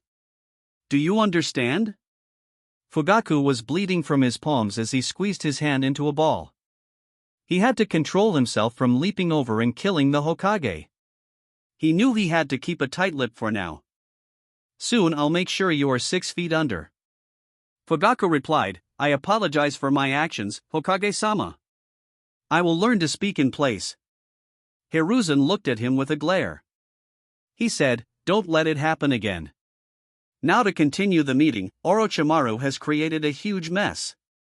He has been charged with the murder of my son, also known ANBU Captain Saro, severely injured ANBU Commander Saya Haruno, attempted the kidnapping of Hinata Hyuga, the accomplice of the murder of Hien, the supposed experimenting on Yamanaka, and the definite experimenting of Naruto Uzumaki. They were shocked by the charges against the Hibi Sannin. The last one hit hard for most of them. Naruto had been around their kids. He played with them, ate with them, he was part of some of their families. To hear that he had been experimented on is disturbing to say the least. There were no scars or any indication of it. Hiruzen continued, from your faces I see the last one hit hard. Yes, Naruto-kun has been experimented on. The problem is we don't know what he did to Naruto. This has brought some rules and guidelines that will be dealt with when it comes to Naruto-kun. These guidelines are to be enforced immediately. The first is to ensure that no one else uses him for their own personal gain. No one, and I mean no one, shall adopt Naruto. There was verbal outrage from everyone except Fugaku. Fugaku just really wanted the boy dead. When he becomes Hokage, the boy would be a tool that would be under the Sharingan's control. He inwardly smiled as he thought about his rule. Hiruzen said after everyone calmed down, I know how tough this is, but it had to be done. The second is that since we do not know how much Orochimaru has done, we must assume Naruto is a sleeper cell that is hell-bent on destroying Konoha. In this case, we are going to seal his memories and try to wipe them clear. Inoichi, after this meeting we are going to seal them. The council as a collective group sighed.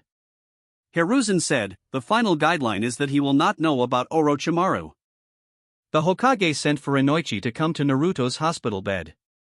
It was not the first time that Hiruzen requested that Inoichi to help with a patient in the hospital. The tall man was confused as to why he was here. Hokage-sama, what is the point of me being here? I mean, I could be drawing information from Hitona's brain before it dies. The Hokage looked tired. The job was getting to him as more dire events keep occurring. He said, Inoichi, he is a bomb waiting to explode. He has just lost his father and we don't know what Orochimaru had taught him. What I need you to do is seal his memories once and for all. Orochimaru had finally made it to the secret Akatsuki base. He sighed as he kept a picture of Naruto in his pocket right next to Ophelia. He did the hand sign that opened this cave-like. This is interesting. In this place was a huge statue. The statue is a giant, humanoid entity with only its upper torso and arms visible. Its back has a number of spike-like protrusions. The statue is blindfolded. As he looked, a being appeared behind him. Orochimaru could not see his face but felt his aura. The man smirked as he spoke, "Welcome Orochimaru, it is great that you have made it here." Orochimaru replied, "It is great to be here. Is there anything you want me to do right now, Leader-sama?" The man walked past him as he walked to the statue and touched it. Once he touched it, 9 spiritual beings that took the shape of dragons circled the man. In a moment the dragons circled his hands. In an instant he crushed them, causing a purple light to glow in his hand. Orochimaru watched in fascination as the man opened his hand. In his hand was a ring with a purple gem with the kanji viper on it. The man said, "Orochimaru, you were asked to join because of your mind and ninjutsu talents. Your responsibility is to make us better using science and chakra. You will be called on to capture a Jinchuriki. You should know one more thing." Orochi was puzzled at this but complied, "What is Leader-sama?" The leader smirked as the ring glided itself to Orochi's ring hand. He said with a certain satisfaction, "Orochimaru, you are not the only Sannin to have joined our ranks." Chapter 6. Tension. Turmoil. Paranoia. These 3 words described Konoha right now. It has been 3 grueling years since Orochimaru departed. It was an unfortunate event that had shook Konoha to its roots. Hiruzen sighed as it only seemed to get worse. He started to have a heavy heart as he had to tell his daughter-in-law her husband is dead. She collapsed under great stress and the baby contracted.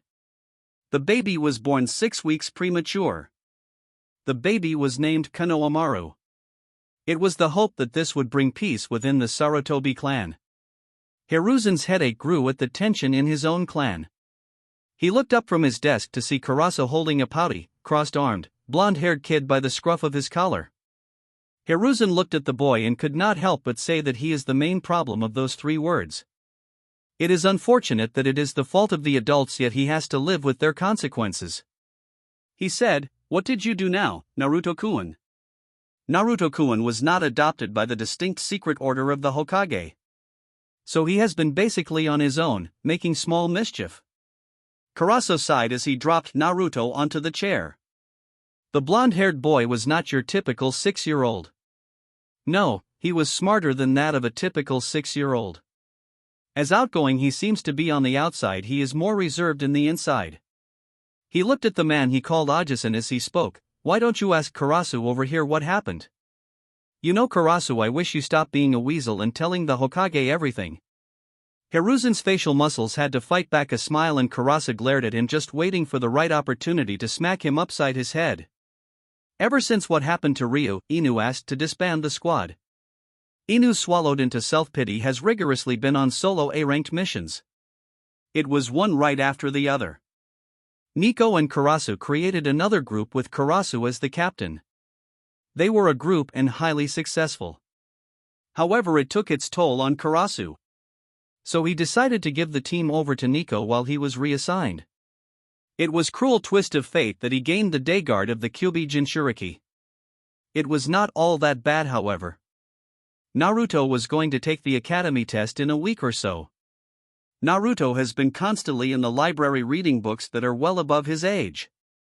One time the librarian tried to force him out, muttering about the son of a traitor and demon spawn. Karasu had a little talk with him. As he saw the boy sit in the chair, it amazed Karasu on how much Naruto knows. He said in his stoic voice, "Hokage-sama, it seems young Naruto-kun here committed a prank last evening."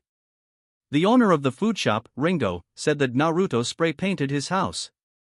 Naruto rolled his eyes as Hiruzen rubbed his temples. He said in a soft tone, "Naruto-kun, why did you spray-paint the man's house?" Naruto stood a little straighter in the chair. He had been tagged with a lot of mischief lately. Yes, Naruto had committed some problems, but to be honest, he really hasn't had the time to commit the acts anymore. He said, Ajisen, as much as I want to commit these acts, I haven't had the time. I've been in the library reading books. In fact, the new librarian bought me a blanket and a pillow for I could sleep there from time to time. Plus, the picture does not have my style on it. My art is extremely descriptive. Whoever was the artist of that piece of junk should be arrested. Not for the vandalism but the crime against art and anyone created art. This time Karasa's face grew a smile on his face under his mask, of course. Hiruzen chuckled as he grabbed the bridge of his nose. He said, "Oh Naruto-kun, what am I going to do with you?" Naruto chirped, "You can let me go and buy me ramen." The boy started to like ramen when turned 4 when Hiruzen took him to Ichiraku's. Karasu rolled his eyes as Naruto looked at the young male. Naruto said, "Karu, why are you rolling your eyes? You owe me like 3 ramen dinners." It is not that he owed Naruto the ramen dinner that got him. It was the fact that Naruto was able to see his eyes. With the mask on, no should be able to see his eyes or face. The masks have a genjutsu seal placed so no one could identify the person unless they want to be seen like Inu. Karasu was not one of those. Hiruzen was equally alarmed as he asked, "Naruto-kun, how did you know that Karasu rolled his eyes?" This time Naruto rolled his eyes. He said, "Ajisen, it's simple. I looked him in the eyes and saw his jet black eyes go all the way around. By the way Karasu, you need to start to sleep more or else you will never get rid of those wrinkles under your eyes. For that matter, how old are you? Do you have a girlfriend, or a wife? Do you have children? Yeah, I can see you have kids. How many? 1, 2, 3 million? Karasu could only blink. 3 million kids. What the hell is wrong with the boy? I'm not even that old. I'm only 17. 17, damn it. Why the hell would I have a wife? Know what? Why am I even processing what he's saying? Know what? I'm going to take my girlfriend out to fancy restaurant. I need some alone time. Karasu was silent as Naruto asked his questions. Hiruzen had enough of the questions and said, "Naruto, that's enough. Stop asking Karasu personal questions. I'm sure he doesn't want to talk to a 6-year-old about his life." Naruto simply pouted. Naruto's eyes became as serious as any 6-year-old's could be. He had a problem and it keeps coming back. He said, "Ajisen, I had one of those dreams again." Hiruzen's eyes became wide as did Karasu's. Hiruzen sighed as he pressed the button under the top of his desk. In an instant, 4 shadows disappeared out of the room. Naruto said, "Those guys need to work on their stealth capabilities. I mean, come on, their stealth is like wearing one of these orange jumpsuits. They are probably just lazy or lax." Hiruzen almost choked. This kid was not even a genin. He was just a 6-year-old who was not in the academy yet. Dear Kami, he was able to see them. He has the mouth of Jiraiya, the intellect of Orochimaru, and the perception of Tsunade. That is something we're going to talk about that later date. Hiruzen asked, "Naruto-kun, you were talking about those dreams. What was this dream about?" Naruto had been having these dreams that a mysterious man was teaching Naruto something. This isn't the first time, more like the ratio of 3 times a week. Inoichi had probed his mind to see where it's coming from. He wasn't able to find any indication of this. They tried to seal his mind before, only for his chakra to utterly annihilate the seal. They could only mask and restrain his ability to see Orochimaru in his memories. Naruto said, "Well, it felt so real. I was in a room with desks. The man was in front of a board.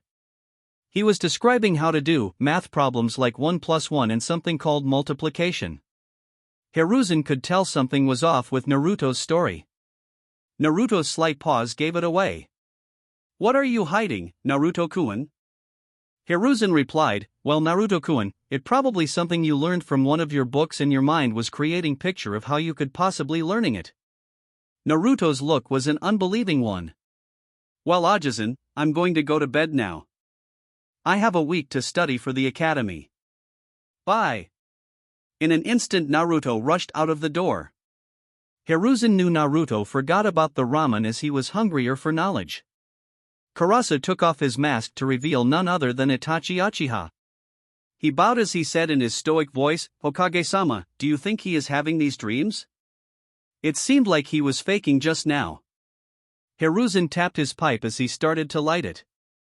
Hiruzen said with steel eyes, "Itachi, do not be mistaken, he is possibly the biggest danger we have ever seen. He is having those dreams as we saw a jump in brainwaves while he slept. However, we will never know what goes on in those dreams as each dreamwalker either gets blocked out, usually a potent chakra blast, or dies. So unless Naruto-kun tells me the truth, I won't ever know." Itachi saw Hiruzen's point. One cannot keep using dreamwalkers and kill them off. That is why Konoha has kept the Yamanakas safe. He sighed as he considered Naruto as his other brother. He had to admit Naruto could be more fun than his other brother. He said, "Do you think that Orochimaru has anything to do with it?" Hiruzen was not surprised with Itachi's questions. Itachi has a huge soft spot for Naruto after the mission at Orochi's house. He had to choose his words carefully. It would seem that way as he was extremely close to Naruto. However, there is no telling because the man is a shadow. It could even be Jiraiya. Jiraiya is known for his telecommunication skills.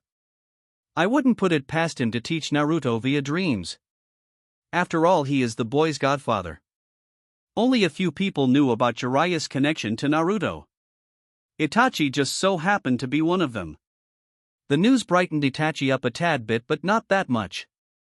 He asked, "Do you want me to follow him and see what he is up to?" Hiruzen smoked his pipe to think about it. "No. You are taking the day off. Spend some time with your younger brother and your girlfriend. You haven't had time to yourself. Naruto will be fine when you come back tomorrow.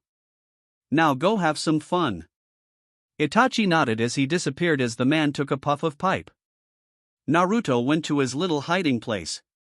It was behind the Hokage mountain. It was such a beautiful place where there were thousands of different colored flowers that sparkled when hit by the sun's rays. There was a crystal blue ravine, where the water was crisp and clean. The wind was gentle. It was a peaceful place that only a few knew. The rumor has it only future Hokages can know about this place. While the possible future Hokage known as Naruto pulled out some books from his backpack. Naruto thought, "I can't let Ajisen know what I've been taught or he might make it stop. Doesn't everybody have those dreams now and again?" Well, from the look on Ajisen's face, I'm guessing that's a no. Well, what makes me different? I mean, sure, I have those lines on my face, but those dog people have triangles on theirs. Does that mean I'm related to them? If so, then why didn't they adopt me? Maybe it's because I have blonde hair.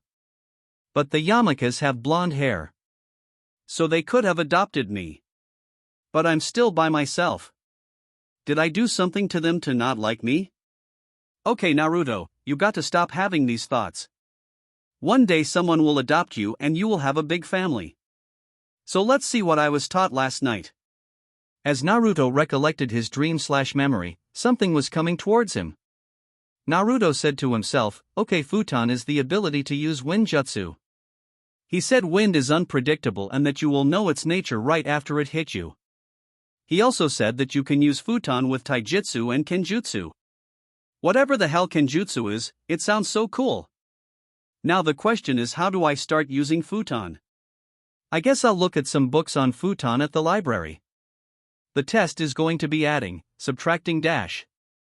Maybe I could be of assistance.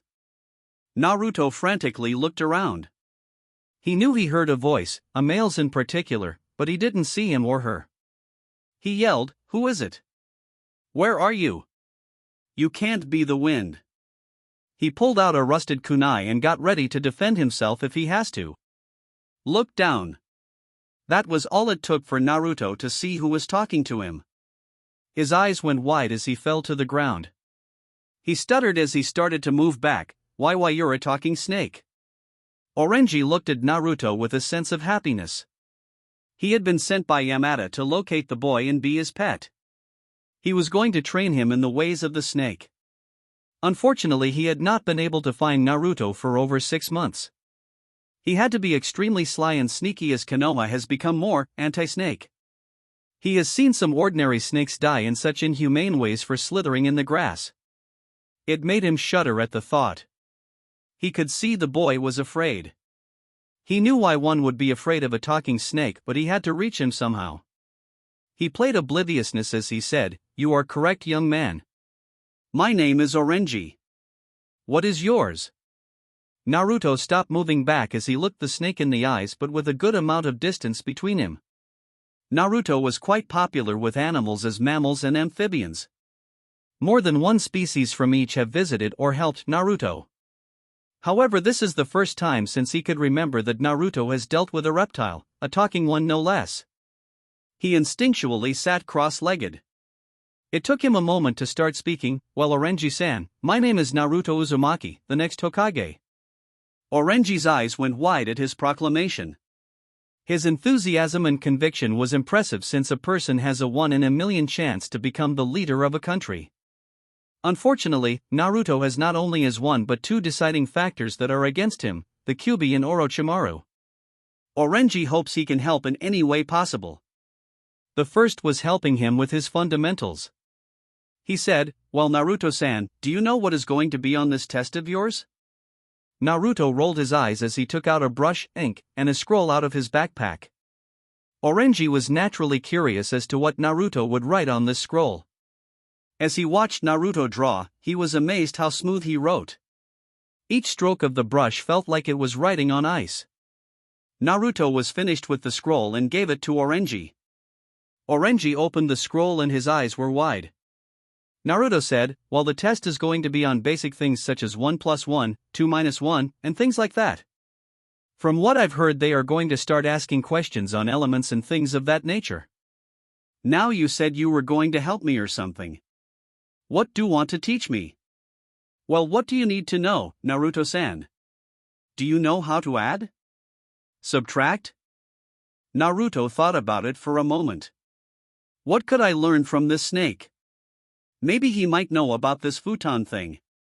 If so, it will be one less trip to the library. Wait a minute, what does he want in return? He said, "Orenji-san, I've learned that you don't get anything free. So may I ask, what do you want back from me?" Orenji slithered around Naruto. This made Naruto comfortable and uncomfortable at the same time. He didn't know what the snake was going to do to him, but he felt as if he knew the snake before. Orenji was proud. This was the boy he remembered, the always curious but cautious boy. He saw a chance that he had been waiting for. He said, "Well, Naruto-san, all I want is to have an owner. I've been by myself for a little over 6 years. I would hope that we could be in a mutual relationship, whether it is being a pet and owner or teacher and student or even both. You can gain so much knowledge from me while I gain a family to call my own. So what do you say?" Orenji had the pleading eyes. Naruto's eyes became low. He knew the feeling of wanting a family. He knows how it feels to be alone? Orenji had played with the right heartstrings. Naruto asked with a slimmer of hope in his soft voice, Do you really want to be family with me?" Orenji frowned slightly at the boy's slightly broken voice. Orenji curled up around Naruto's side. Naruto took it as a sign of confirmation. For the first time in a long time, Naruto had a happy smile on his face as he softly petted his snake. "Yeah, he's my snake. I like that." Orenji looked at his master and remembered something important. "Naruto-sama, there is something we need to discuss. Listen closely, not under any circumstances or time. Do you tell anyone about me and how I am with you?" Naruto's eyes went wide at this. It made him feel good to be called Sama, but it was not the most prominent thing on his mind. Why can't I talk about having him as my pet? Is it because people are scared of snakes? He said barely in a whisper, "What, why Orenji-kun? Is it because people are afraid of snakes? I don't think Ajisan is afraid of snakes. He said I could come to him with anything." Orenji could see the natural curiosity in the boy's face. To be honest, Orenji was curious about who was Naruto's Ajisen. He knew Orochi's parents were dead and that Naruto was not adopted, at least legally. He asked, "Naruto-sama, who is your Ajisen?" Naruto blinked. He replied with confusion deep into his voice, "The Hokage is my Ajisen, of course." Orenji's eyes went wide. No. He definitely can't let that old monkey know. That will be catastrophic. Orenji said, "Naruto-sama, I think the Hokage would be even less happy to see me." Naruto didn't understand why, but he believed him. He nodded his head as he spoke. "Okay, Orenji-san, I won't tell him, but how are you going to eat? I mean, I barely get enough as it is." That was a good question for a 6-year-old to think about, making Orenji think about how Naruto still surprises him. He said, "Well, Naruto-kun, I'm able to weave around the forest undetected, so don't worry about it." Naruto sighed as he lied down in the grass. Although it concerned him that he couldn't tell Ajisen, he was happy with the thought of having a family. He saw the sun shine as Orenji curled up next to him. Finally, there was a bright side in the young boy's life. Just like the sun, his life was looking up. While the sun was looking up at a certain blonde-haired boy, the sun was going down on a certain black-haired teenager. Itachi had entered his home with a sigh. As he looked around, he saw his mother playing his little brother. It had become common knowledge for the higher-ups that there has been a huge amount of tension between the Uchiha clan and Konoha altogether. Fugaku has been adamant to the Uchiha Council that all I would take is a small incident and there would be a civil war. Itachi knew this and was naturally afraid. Don't get him wrong, he's not afraid to battle. That was the least of his problems. No, he was afraid of what will happen with his family and the backlash of the civil war. The Sharingan, although powerful, was not nearly enough to defeat a whole nation.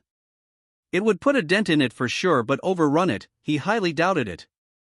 It did not help he was treading the line between his family and Konoha. He has been leaning towards Konoha as he saw the actions of his father and the Uchiha Council to be foul and downright wrong. He knew that his father wanted the Kyuubi brat with him to control him. He didn't like how his father kept asking about the boy's tendencies and things like that. It made his stomach flip a few times. "Onizen, you're home." His thoughts were interrupted as he saw an almost miniature version of himself without the trenches under his eyes running towards him. Itachi smiled as he crouched down and hugged his little brother. Sasuke is probably one of the most important people to Itachi.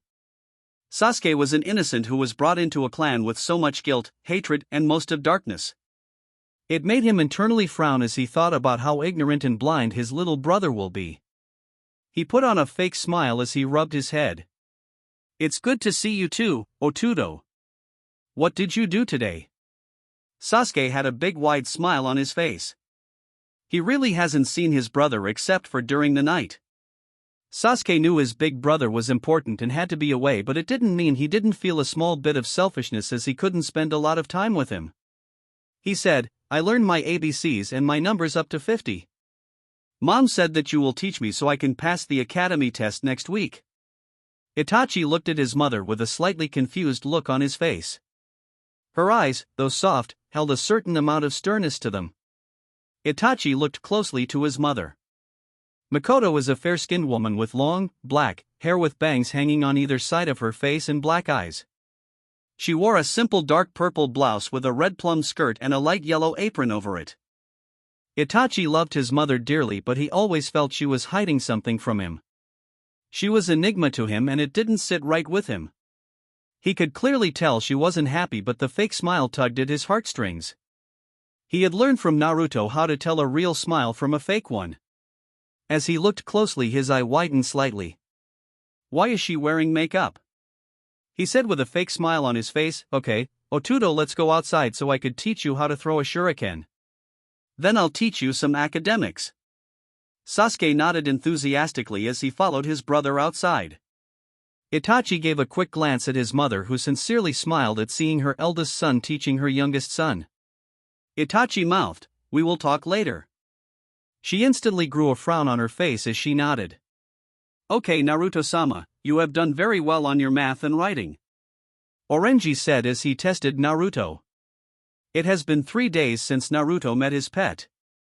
Orenji has come to learn that Naruto was great at the academic stuff even with subjects that are advanced for his age like multiplication and some basic division. He knew most of this stuff but wanted to know more about the aspects of ninjutsu, taijutsu, and genjutsu. Before Orochimaru's departure, Orenji was made one of the highest commanders in the Snake Army. Hell, he was one of the few that trained Orochimaru in the Hebe style. He saw that Naruto was eager to learn, which made him smile. Okay, Naruto, I'm going to teach you about the basics and elements. To start, there are 5 main elements. They are Katen, fire, Futen, wind, Doten, earth, Sueten, water, and finally Raiton, lightning. Now each element can be super powerful or not so powerful against each other. Basically all the element go into dash. A circle. I remember hearing this when I was younger but I don't know who said it. Naruto said. Orenji's eyes went wide. This kid kept surprising Orenji. He remembers that lesson from Orochimaru? I wonder if he remembers Anko. Well, let's see what I can pry out of his memory. Orenji coughed as he said, that is correct, Naruto-sama. May I ask, do you remember how the circle goes? Naruto started to think about it. He remembered this over and over in his sleep. He said, I think it starts with fire. Fire beats wind. Wind beats lightning. Lightning beats earth. Earth beats water. Finally, water beats fire. Orenji nodded with a bit of pride that Naruto knew it. Excellent, Naruto, just excellent. You are a step closer to being the Hokage. Naruto beamed at the praise of his pet snake. Orenji smiled as he continued, now Naruto-sama, I think the academy will teach you more about how this circle came to be and how to use it effectively. Naruto pouted slightly as he was not going to go into the subject deeper. Orenji slithered away from Naruto a bit. Naruto, we're going to work on the final part of the test, which is taijutsu. It is important for you to know hand-to-hand combat. So we are going to start with the different types of punches. Did you get the book on punches from the library? Once he saw Naruto pull the book out, he continued to speak. Okay, Naruto, we are going to start with a normal stance. What stance does it say to start with? Read it out loud. Naruto looked at the first page where it said stances. He read out loud, the first thing you need to learn before anything else is the basic stance. The basic stance is the side squat stance. To begin, your body weight should be distributed 50% on each leg. Your legs should be spread shoulder width apart and the knees should be bowed outward so as to strengthen the stance.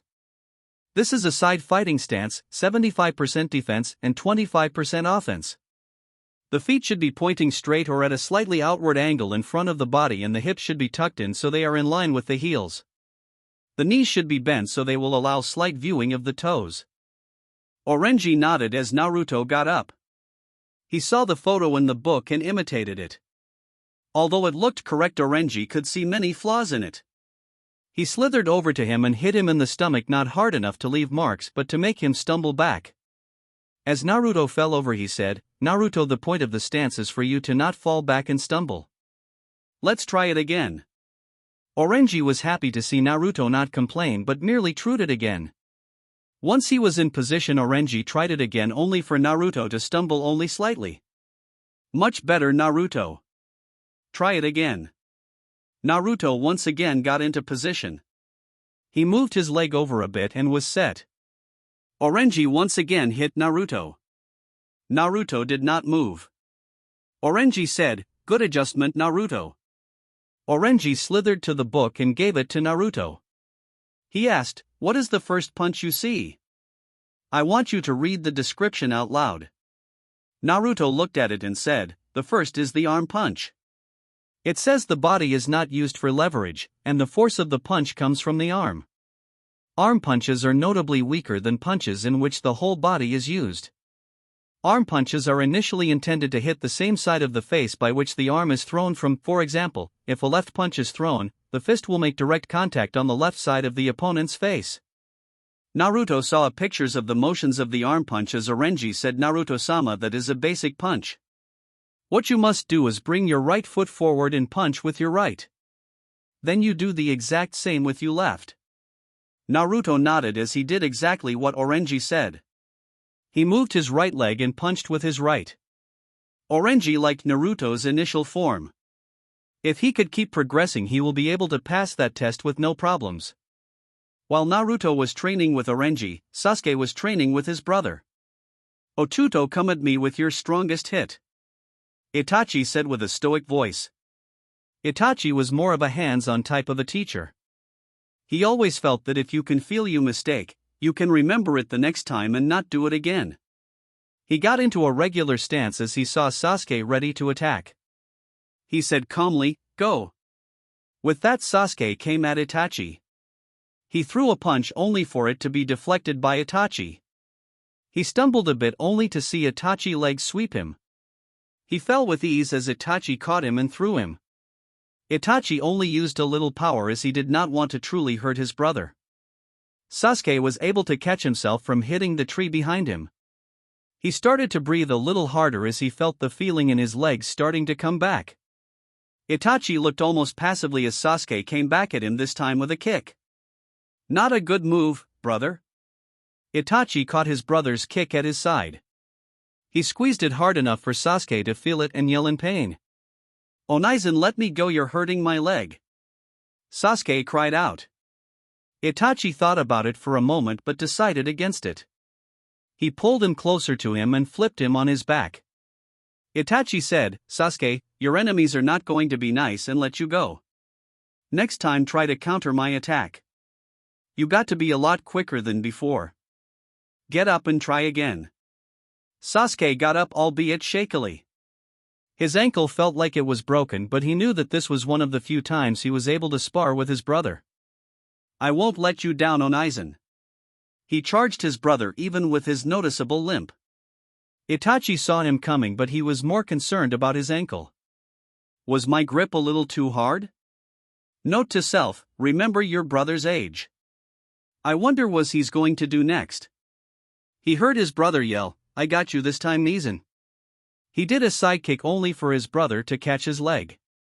Sasuke smiled as he used the opportunity to lift his other leg up and kick Itachi in the face. Itachi was so surprised that he did not have enough time to maneuver. It was a direct hit. Itachi instantly let go of Sasuke's leg only to feel that same leg kick him behind the knee. He fell to one knee as he saw his brother coming with another punch. It happened in an instant. Itachi forgot who he was dealing with as he, with speed that Sasuke could not comprehend, grabbed Sasuke's arm, twisted it back, kicked the poor boy's knees and put him into a submission hold. As Sasuke started to cry, Itachi blinked and realized what he was doing. He let his brother go as 1,000 thoughts went through his head. "Oh shit. What the hell did I do? Otuto, are you okay?" Itachi's voice was one of concern. He saw his brother's head come up. There were tears flowing down his eyes. The boy hiccuped as he tried to stop the free-falling tears. It was like a dagger to Itachi's heart knowing he was the cause of his brother's pain. He gently turned Sasuke over to check to see if there was any damage. He did a couple of hand signs and his hand had a green light. As Sasuke sniffled, Itachi checked everything. It took a few moments for Itachi to finish his diagnosis. He sighed as there were no broken bones or anything like that. Sasuke finally fell asleep from his pain. He sighed as he gently lifted his brother up onto his shoulders and carried him into the house. Itachi's only thought was, the darkness of the Uchiha is growing within me too. It was Friday morning and it was time for the academy test. Naruto had wakened up extra early. Today he felt amazing.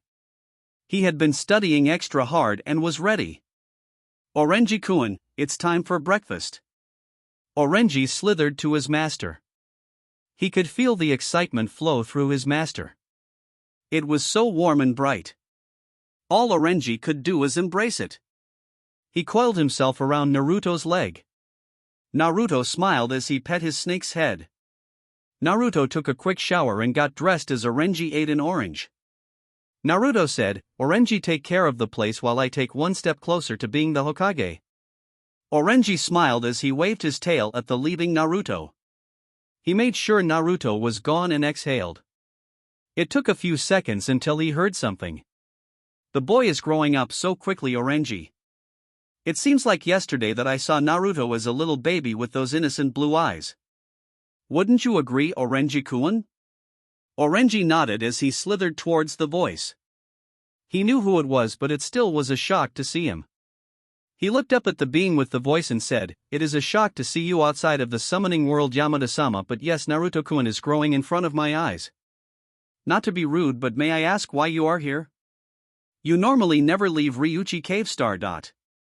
Yamato was about 12 feet tall. He was a white snake with gold and purple stripes. One would call him regal, as when he stood up on his tail his posture commanded respect. His left eye was red, like the winter cherry, while his right eye was gold. On his back he had the kanji 48 on it. Orochimaru very rarely summoned Yamada, as Orochi was closer to Manda. It would be disrespectful to Manda to summon Yamada of all people. Yamada replied to the orange snake, "It is quite alright, Orenji, I know you weren't trying to be offensive. I came here to see the boy myself. After all, it is highly unusual for the Hibi clan to take a liking to a boy. I don't know about power, or I should strength-wise, if he is capable of beating Manda and Orochi, but I can feel his charisma 3 miles away. Let's be realistic, since you know him better than me, what should we work on to get him up to speed? I don't want him to be the dead last. Usually the dead last gets the worst teacher, and I don't want that." Orenji replied, "Yamada-sama, you're counting your snake eggs before they could even hatch. I'll work with his taijutsu and ninjutsu and fuinjutsu. If he is adept to it, I'll find some to train him in genjutsu. I think he should learn kenjutsu, but that's a little bit later. He will be ready." Yamada stroked his chin with his coiled tail. He liked the idea of having Naruto being trained in each subject. He said with a commanding tone, "Excellent idea, Orenji-kun. The more he knows, the better off he will be. Now how long can we prolong the inevitable? Orochi has been stymied due to that group he had joined, but I have a feeling that is going to last long.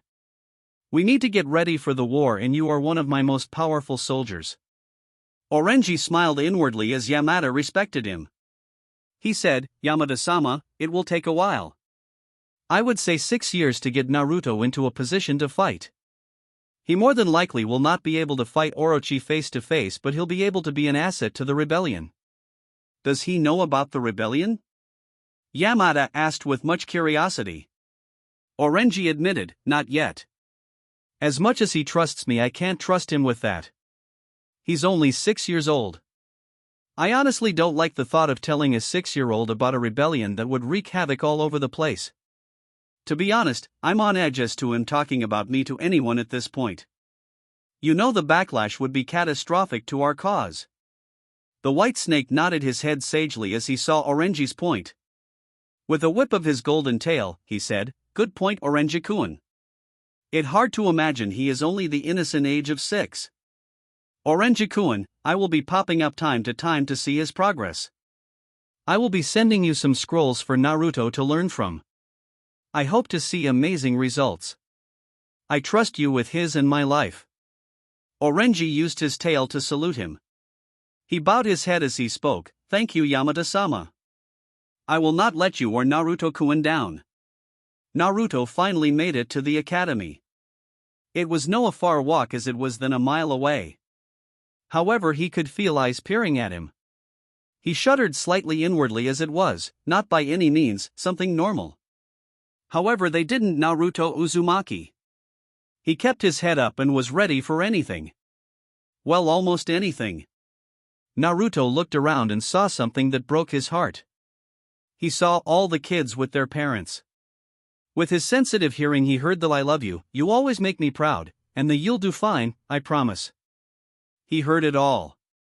His fists were balled because even he didn't want to admit it to anyone out loud. He would give almost anything to hear just one "I love you." He sighed dejectedly as he went onto the swing and read the book Futon in You, How to Be Properly Aligned with the Wind. He was so into the book that he almost did not notice 2 shadows blocking the sun. Almost. "Hello, Naruto-kun. I see you are ready for the test." The voice was soft and almost lacked any emotion. Naruto looked up to see not one but 2 black-haired people in front of him. He blinked as he recognized one of the boys. He said with incredulous deep into his voice, "Is that you, Karasu? Wow, I've never seen you without your mask on." "I mean without looking through the mask, of course. I see that you still haven't gotten any sleep. You just never listen." Naruto huffed as he looked the other boy up and down. The boy looked so much like Itachi. He was a lot younger than Karasu and Karasu was with him to take him to his test. Naruto's eyes went wide as it all made sense now. He put one and one together and said with such finality, "Oh, it's about time, Karasu. I thought you would never let me see your son." Silence. Itachi's eyes went wide as the pocky he was eating fell out of his mouth. This was the second time Naruto had said this. If Naruto keeps saying stupid things like this, rumors will start. The last thing he or the Uchiha need is rumors about incest. Sasuke looked at his brother with great confusion. What did this mysterious blonde boy know that he didn't? Sasuke said with much uncertainty, "Onaizen, you're my Tusan?" Just like that. Itachi gave Naruto a glare as he said, "Naruto, this is my brother, Sasuke Uchiha. Sasuke, this is Naruto Uzumaki. He's here to take the test like you." Both Naruto and Sasuke mouthed "oh" as they understood why they both were here. He got off the swing and held his hand out to the black-haired boy. The black-haired boy was not used to this. He was taught extensively to bow when you meet someone you have met for the first time. So it was natural to him that he bowed to Naruto. Naruto cocked an eyebrow as it was unusual to him but nonetheless bowed to Sasuke. Sasuke said, "It is nice to meet you, Naruto-san. I hope we will be in the same class together." Sasuke was polite but it was still weird to him that his brother knew this blonde-haired boy. For that matter, why didn't Itachi mention him sooner? Did Itachi rob him of a potential friend? For that matter, where are his parents? He asked with curiosity, "Naruto-san, why are you here by yourself? Why aren't your parents here?" Itachi visibly flinched at the notion but it went unnoticed by his little brother.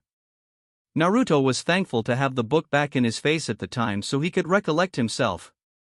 He looked over the book with a fake smile planted on. He said with a fake chuckle, "Oh, they are on a mission so they couldn't come today." That calmed Itachi down for a moment. However, that made Sasuke even more curious. Itachi was learning as time has gone by that the curiosity of child was like chakra of a bijou, massive. "What kind of missions do your parents do? Are they super strong ninjas? What are their names?" With each question, it became harder for Naruto to keep the fake smile on his face. Itachi saw that Naruto was about to start shaking. Before Naruto could respond, the voice over the loudspeaker said it was time for the test to start. Itachi had an audible sigh as Naruto was saved from the hot seat by the test. He said, "Come on, Otuto. It's time to take the test. We'll see you around, Naruto Okuen." Naruto nodded as he ran with his book hugged close to him. "I got to work on my fake smile. I don't need anyone's sympathy. Just because I don't know who they are, doesn't mean I don't have any. Right? Right. Arg, I got to keep focus on the test." As Naruto was trying to focus, he did not look at where he was going. Crash. Naruto went sprawling to ground with the book falling next to him. He looked up to see a tall regal man looking down at him as he held his daughter's hand. He wanted to say something but his mouth could not move as the pupil-less man peered down at him. The man ordered one of his servants, with a great amount of strictness, to help the boy up. The man said, "Watch where you are going next time, Uzumaki-san." Naruto could only look at the man with a scowl as the man's daughter hid behind her father with a blush. He just picked up his book and went into the building. After Naruto signed the proper forms for the test and went into the classroom. He watched as the parents gave their children their last words of encouragement before the test. He sighed as he saw one kid right next to him fell asleep on the desk. Did he just fall asleep? As a curious boy, Naruto did the only sensible thing to do. He poked the boy with a pencil. The boy did not move. Naruto could only blink as the body stayed still. He poked him one more time. The boy looked up to see blonde hair. The boy said in a bored one, "Why did you yawn? Wake me up." It was starting to get good. Naruto's eyes went wide. The boy was sleeping. But why would he sleep, especially during the test? Naruto said slowly, "You know today is the test to get into the academy, right?" The boy sighed as he heard the boy talked. He really wanted to sleep before the two he considered his brother and sister comes in and take the test with him. He knew his sister will wake him up and keep bothering him. All he wanted to get 5 more minutes. Unfortunately, he got the wrong kid to sit next to. When he didn't answer Naruto, Naruto took it upon himself to poke him, again. "Yes, I'm up. Are you happy?" The boy said with a slight irritation in his voice. Naruto didn't pay him any heed. He was too caught up in the fact that the boy wasn't excited but instead went to sleep. He said indignantly, "Dude, I don't want you to fail the test because you fell asleep. This is where you find out if you will become a ninja." The boy replied irritably, "First off, dude, my name is Shikamaru. Second, I highly doubt that one test will tell us if we are going to be ninjas or not. If it is that easy, then everyone can become a ninja. Don't you think?" Shika had a point. It would be too easy for anyone to become a ninja. This made Naruto think about the test a little more. So Shika dash. The name is Shikamaru. Yeah, whatever, Shika. Now Shika, if this test is the only way into the academy, what do you think is going to be on it? There has to be a trick somewhere. As much as the boy has irritated him, the blonde boy was right. What else could be on there? Heh, the boy is not an idiot after all, but he is definitely something. I just can't think of the word. Shika looked the boy with lazy eyes and said, "What's your name?" Naruto smiled as he said, "I'm Naruto Uzumaki, the next Hokage." Shikamaru chuckled at the boy. Naruto would have frowned, but he decided to smile instead. He faked laughed as he continued, "Just wait, Shika, when I become the Hokage, you will eat your words." Did someone say munch thing about eating? Naruto looked up to see a big boy eating a bag of chips. The boy has a much more robust physique than anyone Naruto has seen. The boy had little swirls on his face and had brown hair.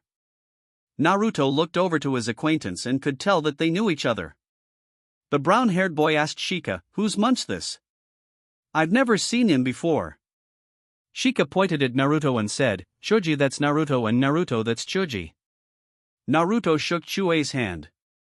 Naruto had a huge smile on his face. He was starting to gain friends. Before he could do anything else, a teacher walked into the classroom. Shika wondered where his sister was. She's probably in another classroom. The teacher gave out pieces of paper to the children and said, "Okay, boys and girls, you will see the top page is bigger than the others. On the top it asks for your name. Write your name and fold it to the dotted line." The ninja was surprised how quiet and in control these kids were. He watched as the kids did what they were told. When he saw the last one finish, he said, "Now I want you to look at the questions and answer as many you can before I say time. You cannot ask any questions about the test. After you are done, you will keep them and take it to the next part of the test. Are there any questions?" There were no questions. Begin. The test was about an hour and a half long and Naruto was smiling. The first test was easy. He knew that he passed that test with flying colors. The test was on adding, subtracting, spelling, and other simple stuff. He and Shikamaru were the first to finish. They were told to go downstairs to start the second part of the test. When he got out of the classroom, he saw Sasuke coming out of the other classroom. He waved to the boy, but he didn't see him. He shrugged at the boy. He looked to his left and saw the shy pupil-less girl who had behind her father earlier coming out of her classroom. Why is she shy? Naruto said, "Hey, what's your name?" The girl squeaked like a mouse as she knew the boy was talking about her. She became red in the face as she twiddled her fingers. She said with a stutter, My name is H Hinata H Hyuga." Naruto grinned at her, causing her to get redder. He smiled as most kids wouldn't tell him their names, so this was like heaven to him.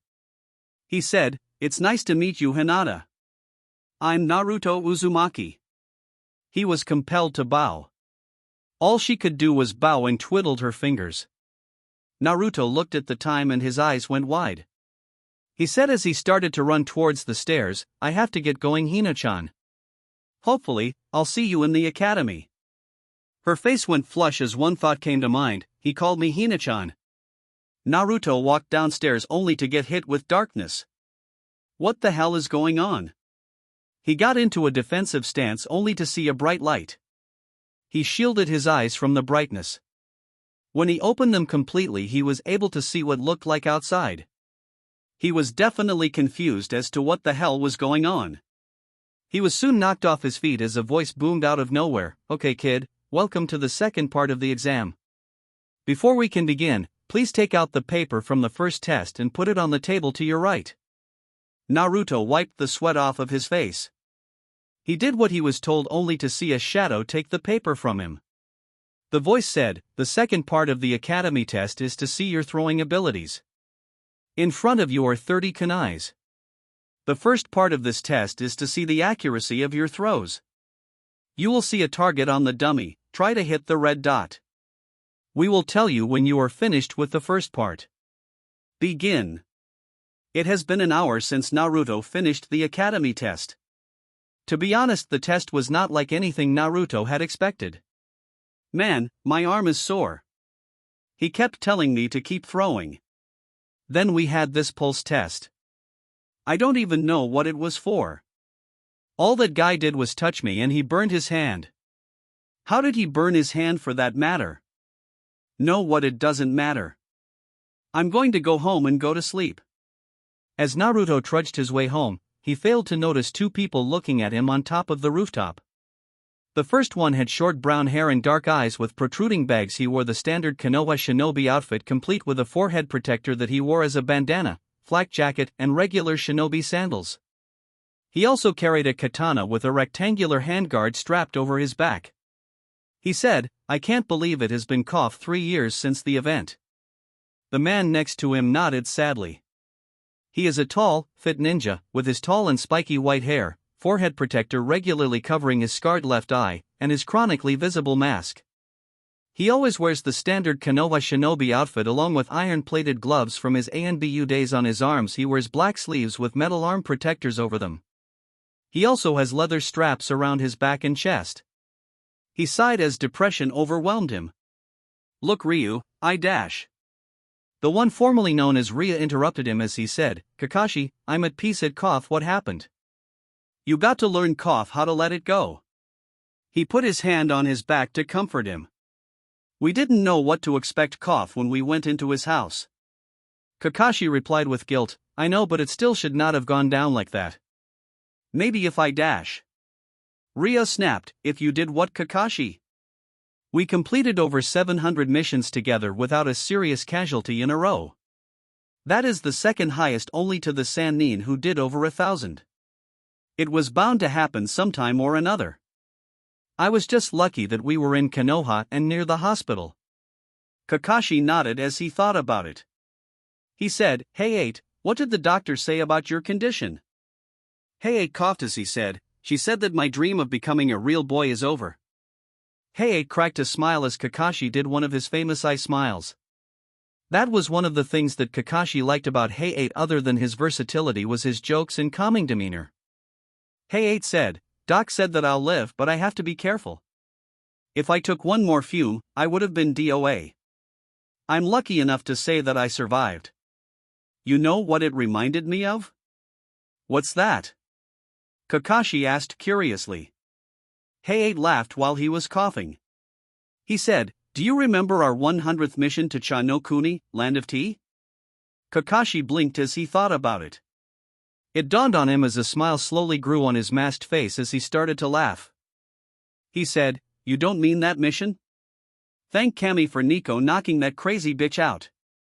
She had that turkey baster waiting primed for us. She was mostly smitten over Karasu. She nearly broke that boy off." Hey 8 laughed as he said, "Yeah, what a way to pop your cherry. The Hokage lit into our asses, especially when Makoto almost sued us for getting her baby boy in her words fucked by a scheming, conniving banshee of a harlot. Fugaku was only mad cough because there might be someone who has gained the Uchiha sperm. Kakashi could only laugh. I bought him an Aika Aika Paradise book. He told me that he gained a new respect for the series. Now he has the whole collection. They both bust out laughing. Once they caught their breath, Heiei let out a sullen sigh. He said, Kakashi, Nico told me about your plan to leave the ANBU to be the sensei of Naruto in a few years. I find it weird that you are taking such a leap of faith that he even passes the test. Kakashi shook head at the notion that Nico could keep her mouth shut. Heiei continued, I thought about it for a little bit **** and I came to two conclusions. The first was that because of how close Naruto looks to the Yondaime, you feel compelled to be his teacher. The second is the infamous grudge that you are known to carry. So you decided that you would vindicate the Yondaime and myself by hindering him. Neither of the events was of his own doing.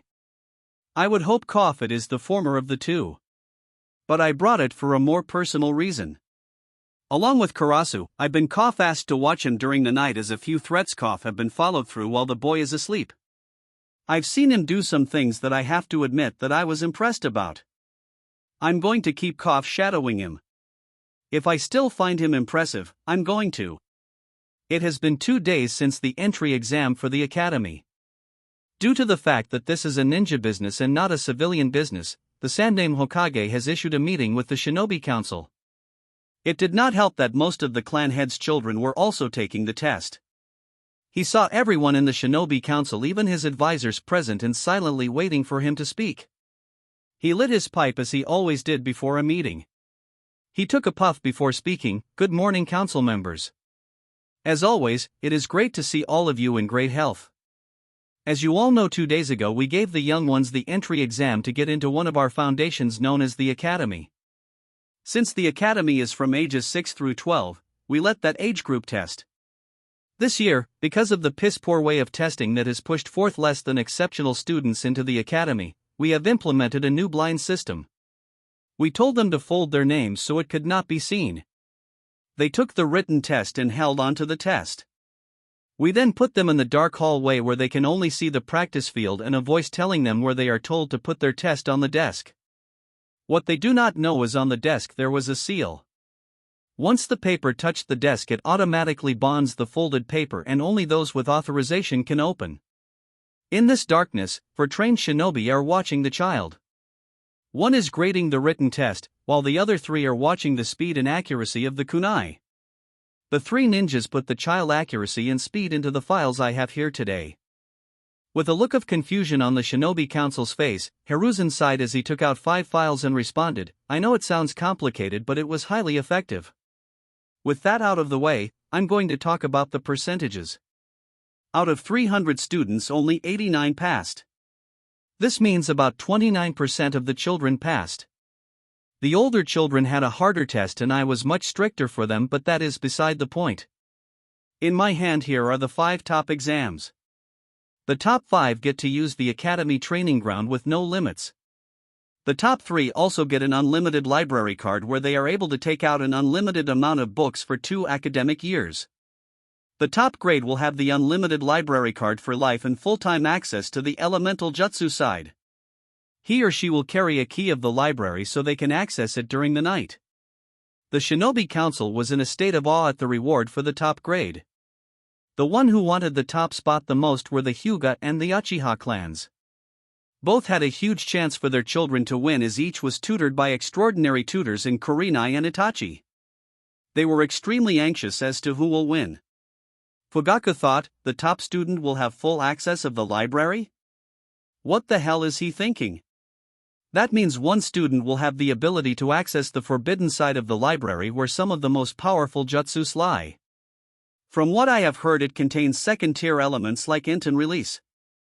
Imagine all the possibilities. That boy better get the top score. Well, the Uchiha more than men Hyuga.